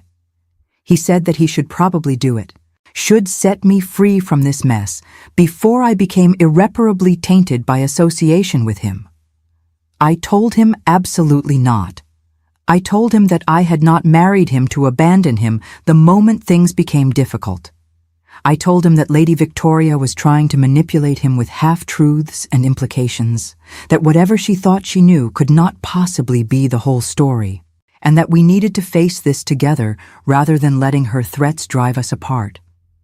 I told him that if he tried to annul our marriage to protect me, I would fight it, that I would stand by him publicly and privately, regardless of what scandal might come. Something in his face softened then, just slightly, just enough for me to see the man beneath the ice. He asked me why I was doing this, why I would risk my reputation and my future for a man who had given me nothing but coldness and distance. He asked me what I possibly hoped to gain from standing beside someone as damaged and broken as he was. I told him the truth. I told him that I loved him, that I had been falling in love with him since the day in his study when he had chosen my simple acts of care over the extravagance and vanity of women who only wanted his title and fortune. I told him that I had seen the pain in him and had recognized it because I carried my own pain, my own losses, my own understanding of how hard it was to keep going when life had broken you in ways that did not show on the outside. I told him that I was not asking him to love me back, that I understood he might never be capable of that kind of vulnerability again. But I told him that he deserved to have someone in his corner, someone who saw all of him, including the darkness, and did not turn away, someone who believed he was still worthy of happiness and redemption, even if he could not believe it himself. The wind had picked up, bringing with it the smell of rain from the distant hills. He dismounted from his horse and stood beside me on the cliff edge, so close I could feel the warmth of his body despite the cool morning air. For a long moment, he simply looked at me, his gray eyes searching my face as if trying to find the lie or the weakness or the breaking point. Then he reached out and touched my face again, the same gentle brush of fingers against my cheek that he had given me on our wedding day. Only this time his hand lingered, his thumb tracing the line of my jaw with something that felt almost like wonder. He said my name, Margaret, in a voice that sounded different from any way he had said it before. He said that he did not deserve me, that he was not capable of giving me the kind of marriage I deserved, but that he was grateful, beyond words, that I was here, that I had not run from him when I learned the truth about what he was. He said that he did not know how to love anyone anymore, that his wife had burned that capacity out of him, but that if he were capable of it, he would choose to love me. I told him that was enough. I told him that we could build something real from that foundation, even if it took years, even if it was never the passionate romance of storybooks and poetry. I told him that I would rather have his honest broken pieces than someone else's pretty lies. Then he did something that shocked me more than anything else that had happened that morning. He pulled me into his arms and held me, just held me, his face buried in my hair and his body trembling slightly as if he were releasing something he had been holding too tightly for too long. I wrapped my arms around him and held him back, feeling the solid warmth of him, the rapid beating of his heart against my chest, the way he seemed to be breathing me in as if I were air and he had been drowning. We stood like that for a long time, two broken people clinging to each other on a cliff edge, the morning sun warming our backs and the wind pulling at our clothes, and something that had been knotted tight inside my chest for weeks finally began to loosen. This was not the romantic beginning I had dreamed of as a girl. This was not a fairy tale, but it was real, and it was honest, and it was ours. When we finally pulled apart, his eyes were wet, though no tears had fallen. He said that we needed to deal with Lady Victoria, that we could not let her threats hang over us like a sword waiting to fall. He said that he would go to her and tell her the truth, that he would explain what had really happened that night and let her do with the information whatever she chose. He said that he was tired of living in fear, tired of letting guilt and shame dictate his choices, and that perhaps it was time to face whatever consequences came from telling the truth. I told him that we would face those consequences together, that he did not have to do this alone. We rode back to the manor side by side, and for the first time since our wedding, the silence between us felt companionable rather than hostile. We did not speak much, but occasionally our eyes would meet and something would pass between us that felt like understanding, like the beginning of trust, like the first fragile shoots of something that might eventually grow into love if we tended it carefully enough. When we reached the manor, we found Lady Victoria's carriage still in the drive. She had remained at the manor overnight, having been offered hospitality despite the nature of her visit, and she was taking breakfast in the morning room when we entered. She looked up at our arrival with an expression of triumph that faded when she saw our joined hands, the way we stood together rather than apart.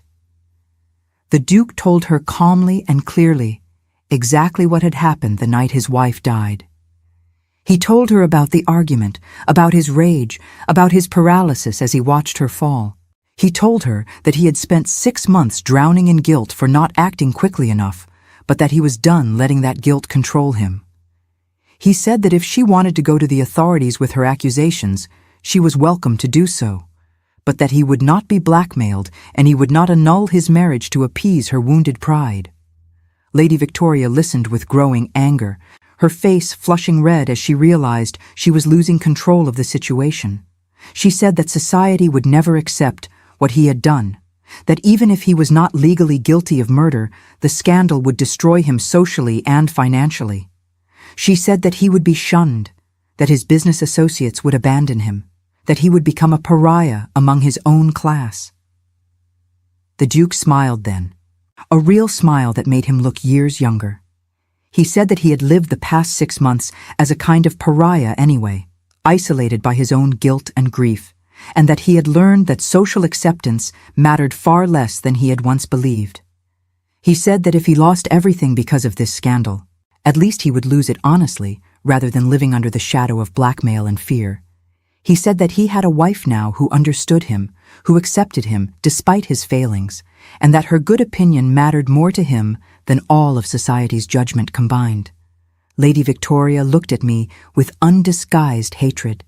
She said that I had ruined everything, that if I had not interfered, the Duke would have been desperate enough to accept her terms.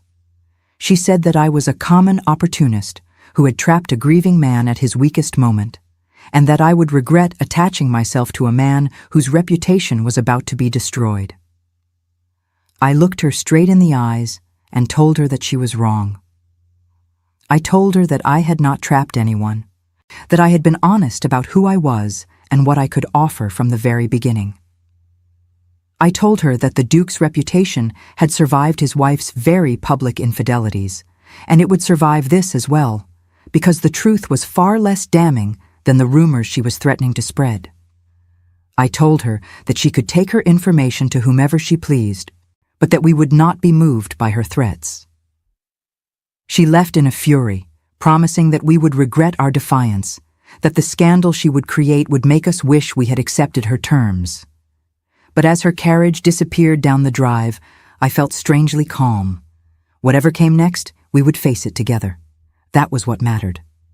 The Dowager Duchess summoned us to her rooms that afternoon.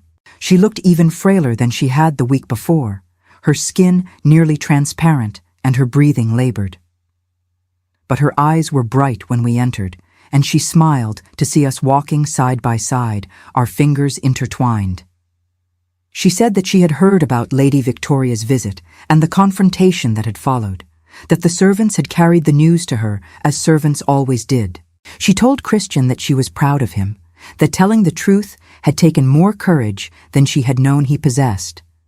She told him that his wife's death had been a tragedy, but that he had spent long enough punishing himself for being human, for failing to be perfect in an impossible moment. She told him that it was time to let go of the guilt and begin living again, really living, with the woman who had chosen to stand beside him despite everything. Then she told me that she had been right about me, that I had proven to be exactly the kind of duchess the family needed, strong and loyal and willing to see past surface judgments to the heart of things. She said that she could rest easy now, knowing that her grandson would not be alone, that he would have someone who truly cared for him rather than just wanting his title and fortune. She made us promise that we would take care of each other, that we would build a real marriage based on honesty and mutual support rather than social expectations and empty gestures. She said that she did not have much time left, perhaps a few weeks at most, and that she wanted to spend those weeks knowing that her interference, her manipulation, her insistence on this unlikely match had resulted in something good rather than in more pain. We promised her, both of us, and I could see tears in Christian's eyes as he held his grandmother's frail hand. She had raised him after his parents died young, had been the one constant presence in his life, and the thought of losing her clearly terrified him even if he would never admit it aloud. She told him that death was not something to fear, that she had lived a long and mostly good life, and that she was ready to rest. She told him to remember that love was worth the risk of pain, that closing himself off to protect his heart only meant dying slowly from loneliness. Over the next few weeks, Lady Victoria made good on her threats. Rumors began to circulate through society about the Duke's possible involvement in his late wife's death.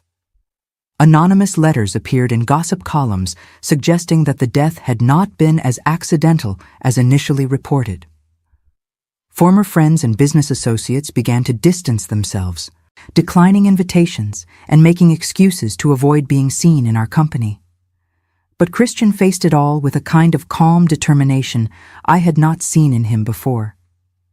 He published a full account of what had happened that night in a letter to the Times, holding nothing back, admitting his guilt in failing to act quickly, but also explaining the context of his wife's cruelty and betrayal.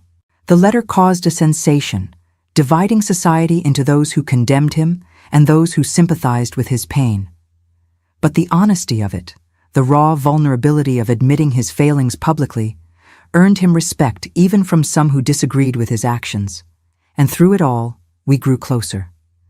Christian began coming to my rooms in the evenings, not to fulfill his duty as he had once threatened, but simply to talk. We spoke about everything and nothing, about his childhood and mine, about the losses we had survived and the fears we still carried. He told me stories about his grandmother, about happy memories from before his wife had destroyed his ability to trust. I told him about my father and my dreams for Rose's future, and my mother's slowly improving health. Gradually, cautiously, he began to let me see the man he had been before grief and betrayal had hardened him. He had a dry sense of humor that surprised me. He was surprisingly well-read and could discuss literature and philosophy with an enthusiasm that made his face light up. He cared deeply about his tenants and the people who worked on his estate, and he had been quietly using his fortune to improve their lives even during the worst of his isolation. And slowly, so slowly I barely noticed it happening, physical intimacy began to develop between us. A hand held a little longer, a goodnight kiss that deepened into something more. The night he finally stayed in my rooms, finally made our marriage real in the physical sense, it was nothing like the cold, efficient transaction the Dowager Duchess had warned me to expect. It was tentative and awkward and full of stops and starts as we learned each other, but it was also tender in a way that made my heart ache. He held me afterward like I was something precious, something he was afraid to break, and he whispered my name into the darkness like a prayer. The Dowager Duchess died 6 weeks after our wedding, slipping away peacefully in her sleep, with Christian holding one hand and me holding the other.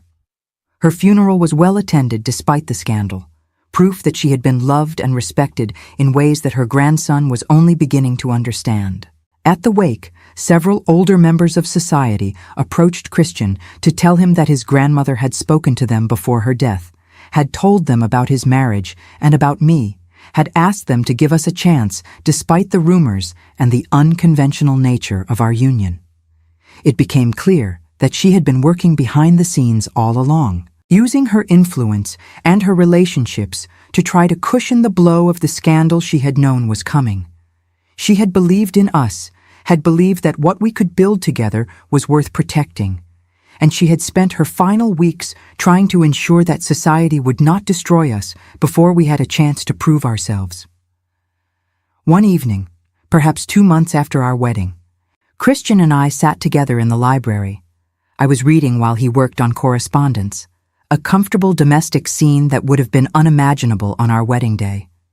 He suddenly set down his pen and looked at me, really looked at me, in a way that made my breath catch. He said that he needed to tell me something, that he had been thinking about it for weeks and could not keep it inside any longer. He said that when he had told me on that cliff that he did not know how to love anyone anymore, he had believed it was true. But he said that over these past weeks, I had proven him wrong. He said that what he felt for me was not the desperate infatuation he had once mistaken for love with his first wife. It was something deeper and more solid, something built on respect and trust and genuine affection. He said that he loved me, not because I was beautiful or accomplished or because I enhanced his social position. He loved me because I had seen him at his absolute worst and had chosen to stay anyway. He loved me because I was kind and practical and stubborn enough to refuse to give up on him. He loved me because when he looked at me, he saw not just a wife but a partner, someone who made him want to be better than he was. I set down my book with trembling hands and crossed the room to where he sat. I knelt beside his chair and took his face in my hands and told him that I loved him too, that I had loved him almost from the beginning, that I had been terrified that he would never be able to return that love. I told him that these past weeks, watching him slowly open his heart to me, had been the most precious gift I had ever received. He pulled me into his lap and kissed me, not with the desperate passion of new lovers, but with the tender certainty of two people who had found something rare and worth protecting.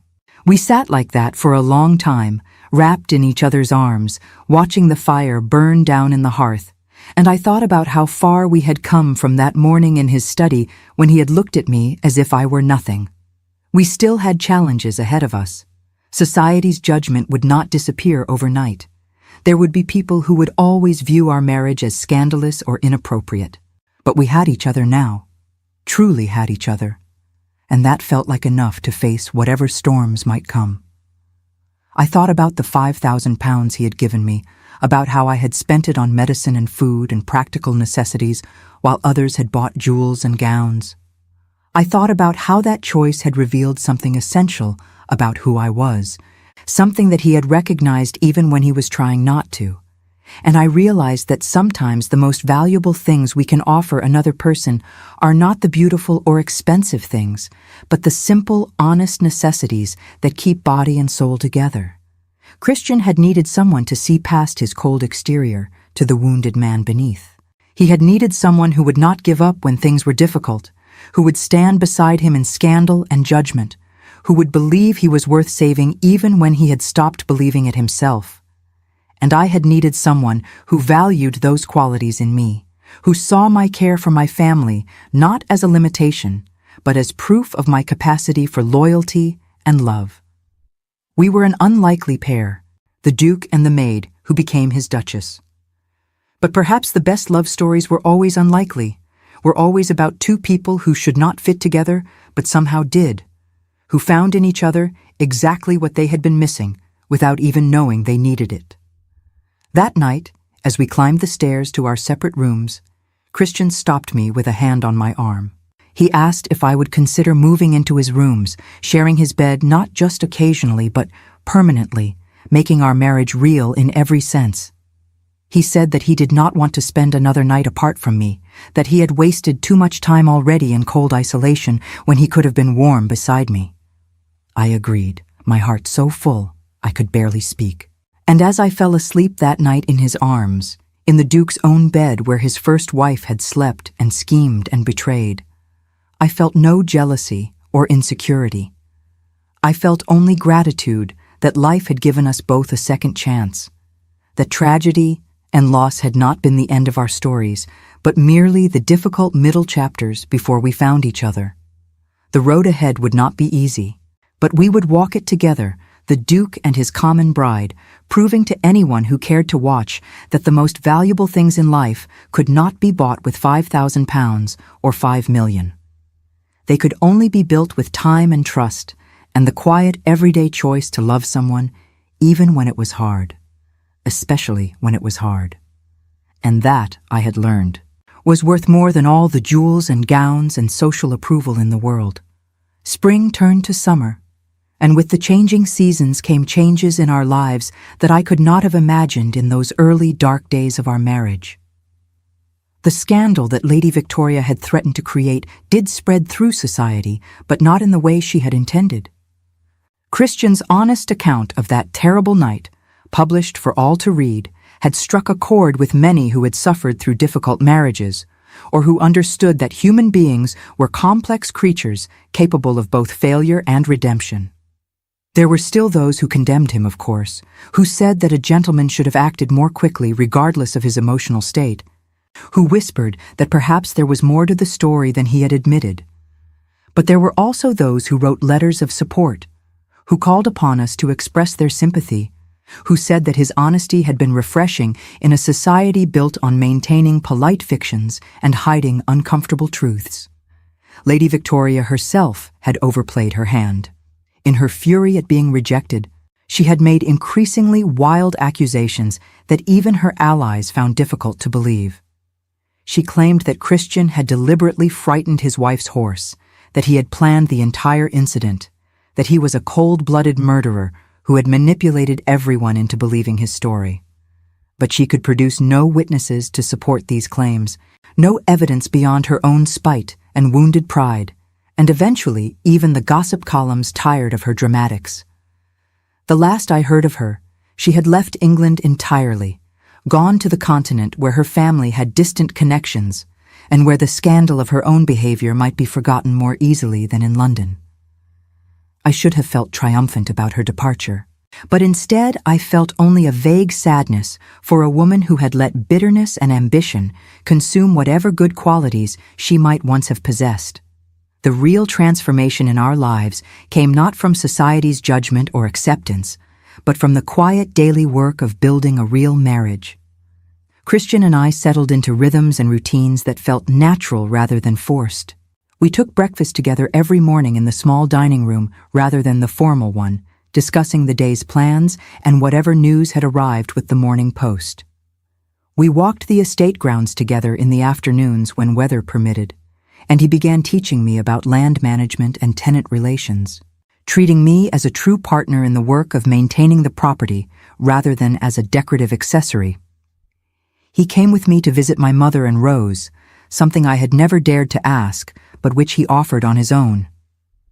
That first visit had been awkward, my mother clearly uncertain how to address a duke in her tiny cottage, Rose struck speechless with awe at the elegant stranger who was now her brother-in-law.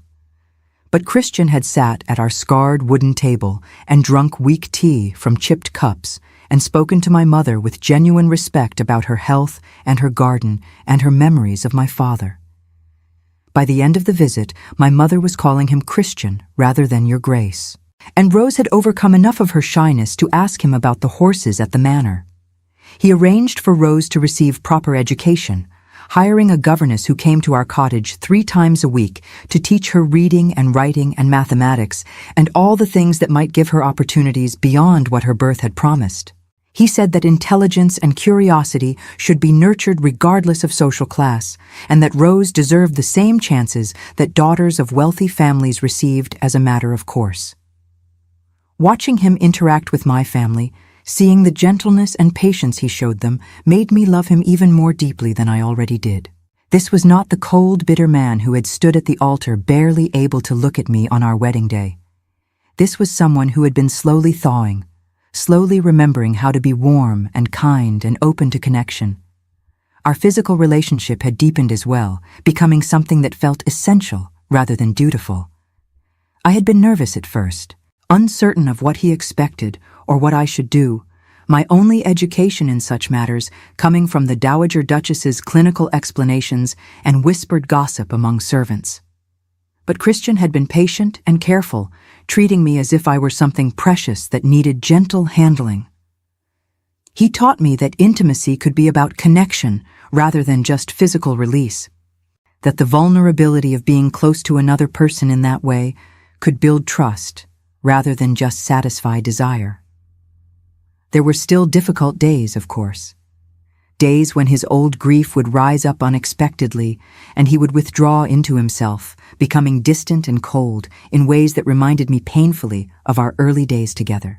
Days when I would feel overwhelmed by the responsibilities of being a duchess, when I would make mistakes in managing the household or dealing with visitors and would feel exposed as the imposter I feared I truly was.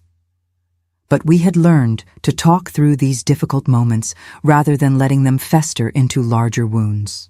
One evening in late summer, Christian found me in the library staring at correspondence I did not know how to answer. A duchess from a neighboring county had written asking if I would join her charitable committee, and I was paralyzed by fear that I would embarrass both myself and Christian by accepting. He read the letter over my shoulder, then sat beside me and took my hand. He told me that he understood my fear, that he knew I worried constantly about not being good enough for the position you found yourself in. But he said that I had already proven myself in ways that mattered far more than knowing which fork to use at dinner or how to phrase a social acceptance. He said that I cared about people, truly cared about them, in ways that most of the aristocracy had forgotten how to do. He said that the charitable work would benefit enormously from having someone who understood what poverty actually looked like rather than viewing it as an abstract concept to be discussed at tea parties. He helped me compose a response accepting the invitation, and he accompanied me to my first committee meeting to provide moral support. The other women had been coolly polite at first, clearly skeptical about the Duke's common bride joining their ranks. But when we discussed the conditions in the village workhouse, I was able to speak from actual knowledge rather than vague sympathy. I knew what it was like to be hungry, to be cold, to live with the constant fear of becoming desperate enough to need charity.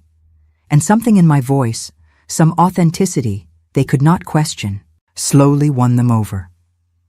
By autumn, I had become genuinely involved in charitable work throughout the county, visiting workhouses and schools and almshouses with Christian beside me.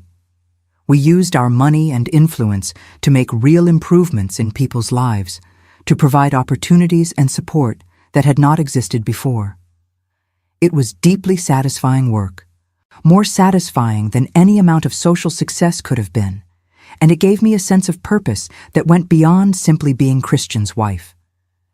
My mother's health had stabilized with continued good medicine and proper nutrition, though the doctor warned that her lungs would always be fragile and that she must be careful not to overexert herself. Christian had offered repeatedly to have her move into the manor where she could be properly cared for, but she refused, saying that she was too old to live in a grand house and too set in her ways to be comfortable being waited on. Instead, we arranged for a woman from the village to come daily to help with the heavy work, and I visited at least 3 times a week to make sure she was well. Rose had blossomed under her education, proving to have a quick mind and an even temper that endeared her to everyone who met her. She was 17 now, no longer the frightened child who had watched me leave for the manor each morning, wondering if we would have enough to eat. Christian had quietly established a dowry for her, enough that she could marry respectably when the time came. And several local young men had already begun paying attention to the pretty, educated sister of the Duchess.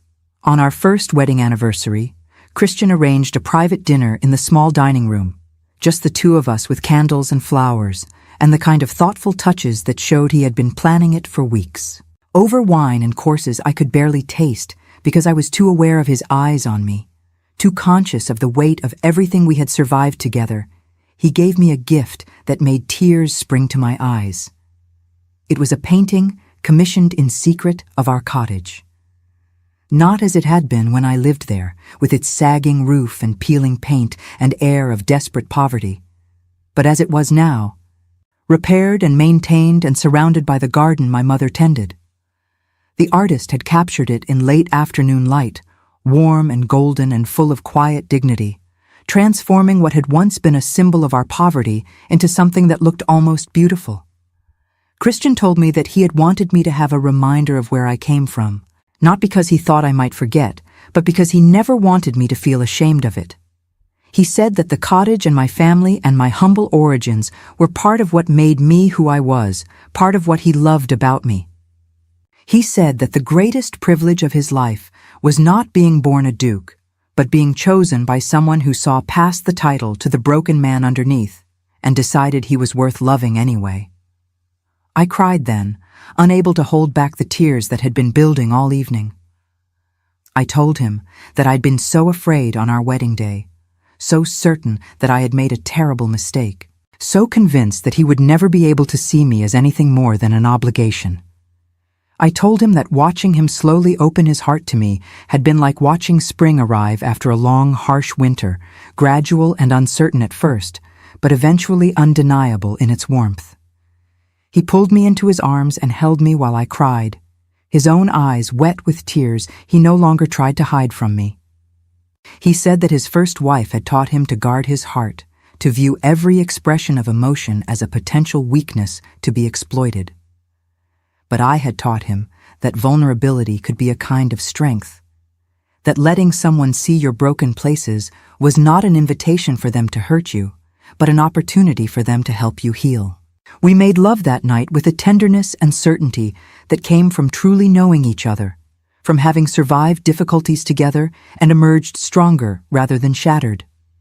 And afterward, lying in his arms in the darkness, I thought about how impossible this all would have seemed a year ago, how far we had both traveled from that morning in his study when he had first looked at me and seen nothing but an inconvenient test his grandmother had forced upon him. Winter came again, bringing with it the social season and the inevitable invitations to balls and dinners and house parties. We attended some of these events, presenting ourselves as a united front, proving to society that our marriage was real and solid despite its unconventional beginnings. There were still those who whispered behind their fans, still those who made it clear they found our union distasteful. But there were also those who treated us with genuine warmth, who said that they admired our partnership, who told me privately that they envied what Christian and I had built together. At one particularly grand ball in London, I found myself cornered by a group of young women who wanted to know how I had managed to capture a duke's heart. They asked in voices that mixed curiosity with envy, clearly viewing our marriage as some kind of calculated achievement rather than the messy, complicated reality it actually was. I told them honestly that I had not captured anything, that love was not about strategy or manipulation, but about seeing another person clearly and choosing them anyway. I told them that the most valuable thing I had offered Christian was not beauty or accomplishments, but simply the willingness to stand beside him when things were difficult. They looked disappointed by this answer, as if they had been hoping for some secret technique they could apply to their own matrimonial ambitions. But one young woman, quieter than the rest, caught my arm as I moved away and thanked me for my honesty. She said that too many people treated marriage as a business transaction or a social advancement, and that it was refreshing to hear someone speak about it as if feelings actually mattered. In the spring following our first anniversary, I discovered I was pregnant. I had suspected for some weeks, but had not wanted to say anything until I was certain, not wanting to raise Christian's hopes only to disappoint him. When I finally told him, sitting together in the garden on a warm afternoon, he went very still and quiet in a way that frightened me.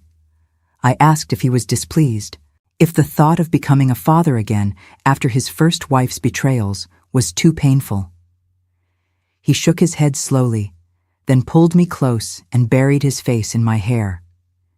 He said that he was overwhelmed, that he had not let himself hope for this, that the thought of having a child with me, a child born from love rather than duty, was almost more happiness than he knew how to process. He said that he was also terrified that he would fail this child the way he felt he had failed in so many other ways, terrified that his darkness might somehow taint the innocent life we were creating together. I told him that he would not fail, that I had seen him with Rose and with the children on his estate, and that he was capable of great gentleness when he let himself be. I told him that we would figure out parenthood together the same way we had figured out marriage, one day at a time, with patience and honesty and the willingness to admit when we needed help. I told him that our child would be lucky to have a father who cared so deeply about doing right by them, even if that caring came wrapped in fear. The pregnancy progressed normally, though I was often tired and occasionally sick in ways that made me grateful for the comfort and care that surrounded me now. Christian was endlessly solicitous, bringing me tea and books and sitting with me during the long afternoons when I was too exhausted to do anything but rest. My mother and Rose visited often, bringing food from their garden and stories from the village, their presence a reminder that I was still Margaret, even if I was also now the Duchess of Ashford. Our daughter was born on a cold December morning, exactly 1 week before what would have been the second anniversary of our wedding. The birth was difficult and frightening, lasting nearly 20 hours and leaving me exhausted and shaken. But when they finally placed her in my arms, tiny and red and screaming with the outrage of being thrust into the cold world, I felt a love so fierce and immediate that it took my breath away. Christian stood beside the bed with tears streaming down his face, looking at our daughter as if she were a miracle he had not believed possible. He reached out to touch her tiny hand, and when her fingers curled around his in instinctive reflex, something in his expression broke open in a way I had never seen before. He looked at me, and then at her, and said in a voice rough with emotion that he had not known it was possible to feel this much, to love this deeply, to be this terrified and this grateful all at once. We named her Eleanor, after Christian's grandmother, who had brought us together through her stubborn faith in unlikely possibilities. She had her father's gray eyes and my dark hair and a remarkably strong grip for someone so small. Watching Christian hold her, seeing the tender, careful way he cradled her against his chest, I knew that whatever fears he had about being a father would not prevent him from being a good one. My mother came to meet her granddaughter, bringing Rose with her, and we sat together in my room while Eleanor slept in her cradle. My mother held my hand and told me that she was proud of me, not for becoming a duchess or for making a good marriage, but for staying true to myself through everything that had happened.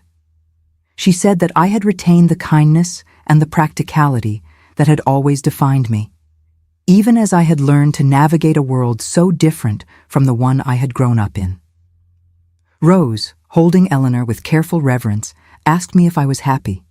It was such a simple question, but it made me pause and really consider my answer.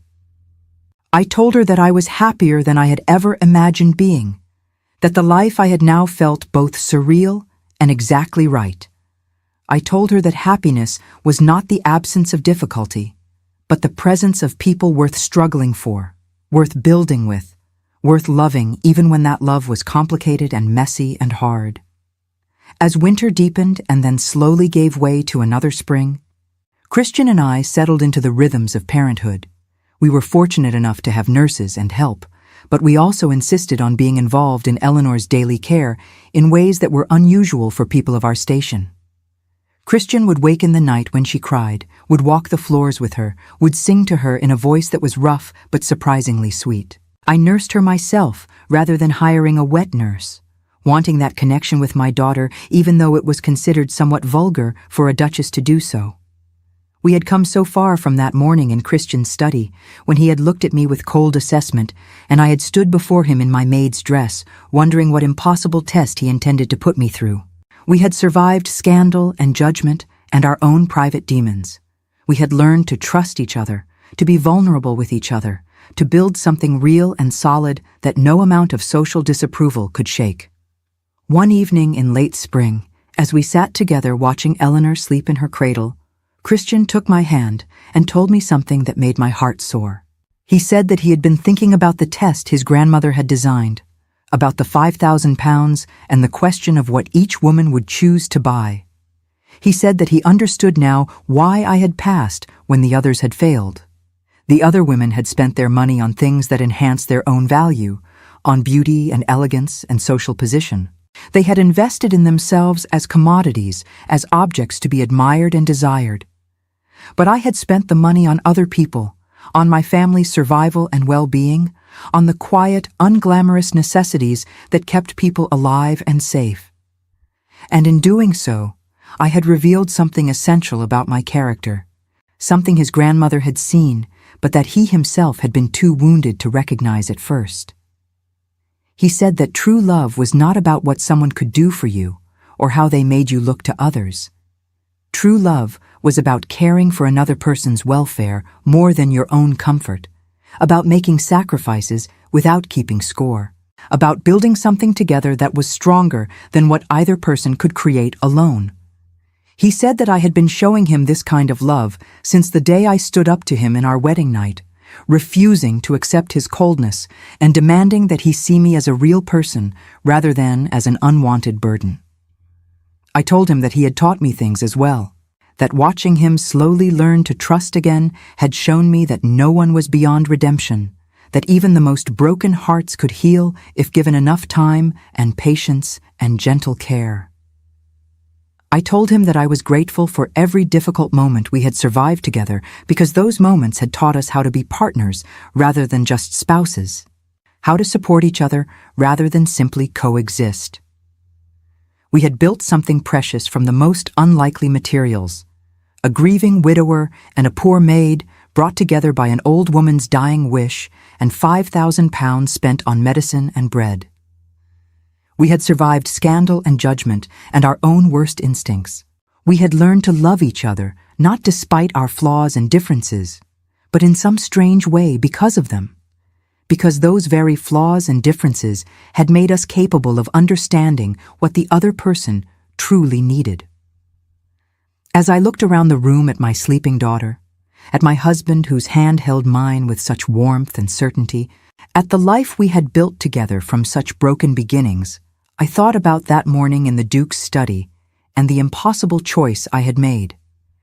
I had spent 5,000 pounds on saving my family, on practical necessities rather than beautiful luxuries, and in return I had received something I could never have bought at any price. I had found love, real love, the kind that grew slowly from respect and trust, and the willingness to see another person's brokenness and choose them anyway, the kind that survived difficulties and emerged stronger, the kind that made every sacrifice worthwhile and every hard moment bearable. I had found a home, not just in this grand manor with its beautiful rooms and elegant furnishings, but in Christian's arms, in the family we were building together, in the knowledge that I was seen and valued and cherished for exactly who I was. I had found purpose and partnership and the kind of happiness that came not from having everything, but from having exactly what mattered most. The Duke of Ashford had tested 4 women with 5,000 pounds, and I had passed his test by failing to understand it was a test at all. I had simply done what I always did, what I had learned to do through years of poverty and struggle and loving people who needed me. I had cared for those who could not care for themselves. I had chosen necessity over luxury, love over vanity, substance over appearance. And in the end, that choice had given me everything I had ever wanted and everything I had never dared to dream of. It had given me a husband who loved me, a daughter who made every moment precious, a family that spanned the gulf between nobility and poverty to prove that what truly mattered had nothing to do with titles or bloodlines. It had given me a life that felt both impossible and inevitable, like I had always been meant to end up exactly here, in this moment, with these people. Christian leaned over to kiss me, gentle and certain, and I kissed him back with all the love and gratitude and wonder that filled my heart. Outside our window, spring was in full bloom, the gardens alive with color and promise. And inside our home, in this room filled with warmth and love and the quiet breathing of our sleeping child, we had built our own kind of garden, planted in unlikely soil, but growing into something beautiful, despite everything that might have prevented it. The test was over. The judge had become the judged, the tester had become the tested, and we had both learned that the most valuable things in life could not be bought or sold or won through cleverness or strategy.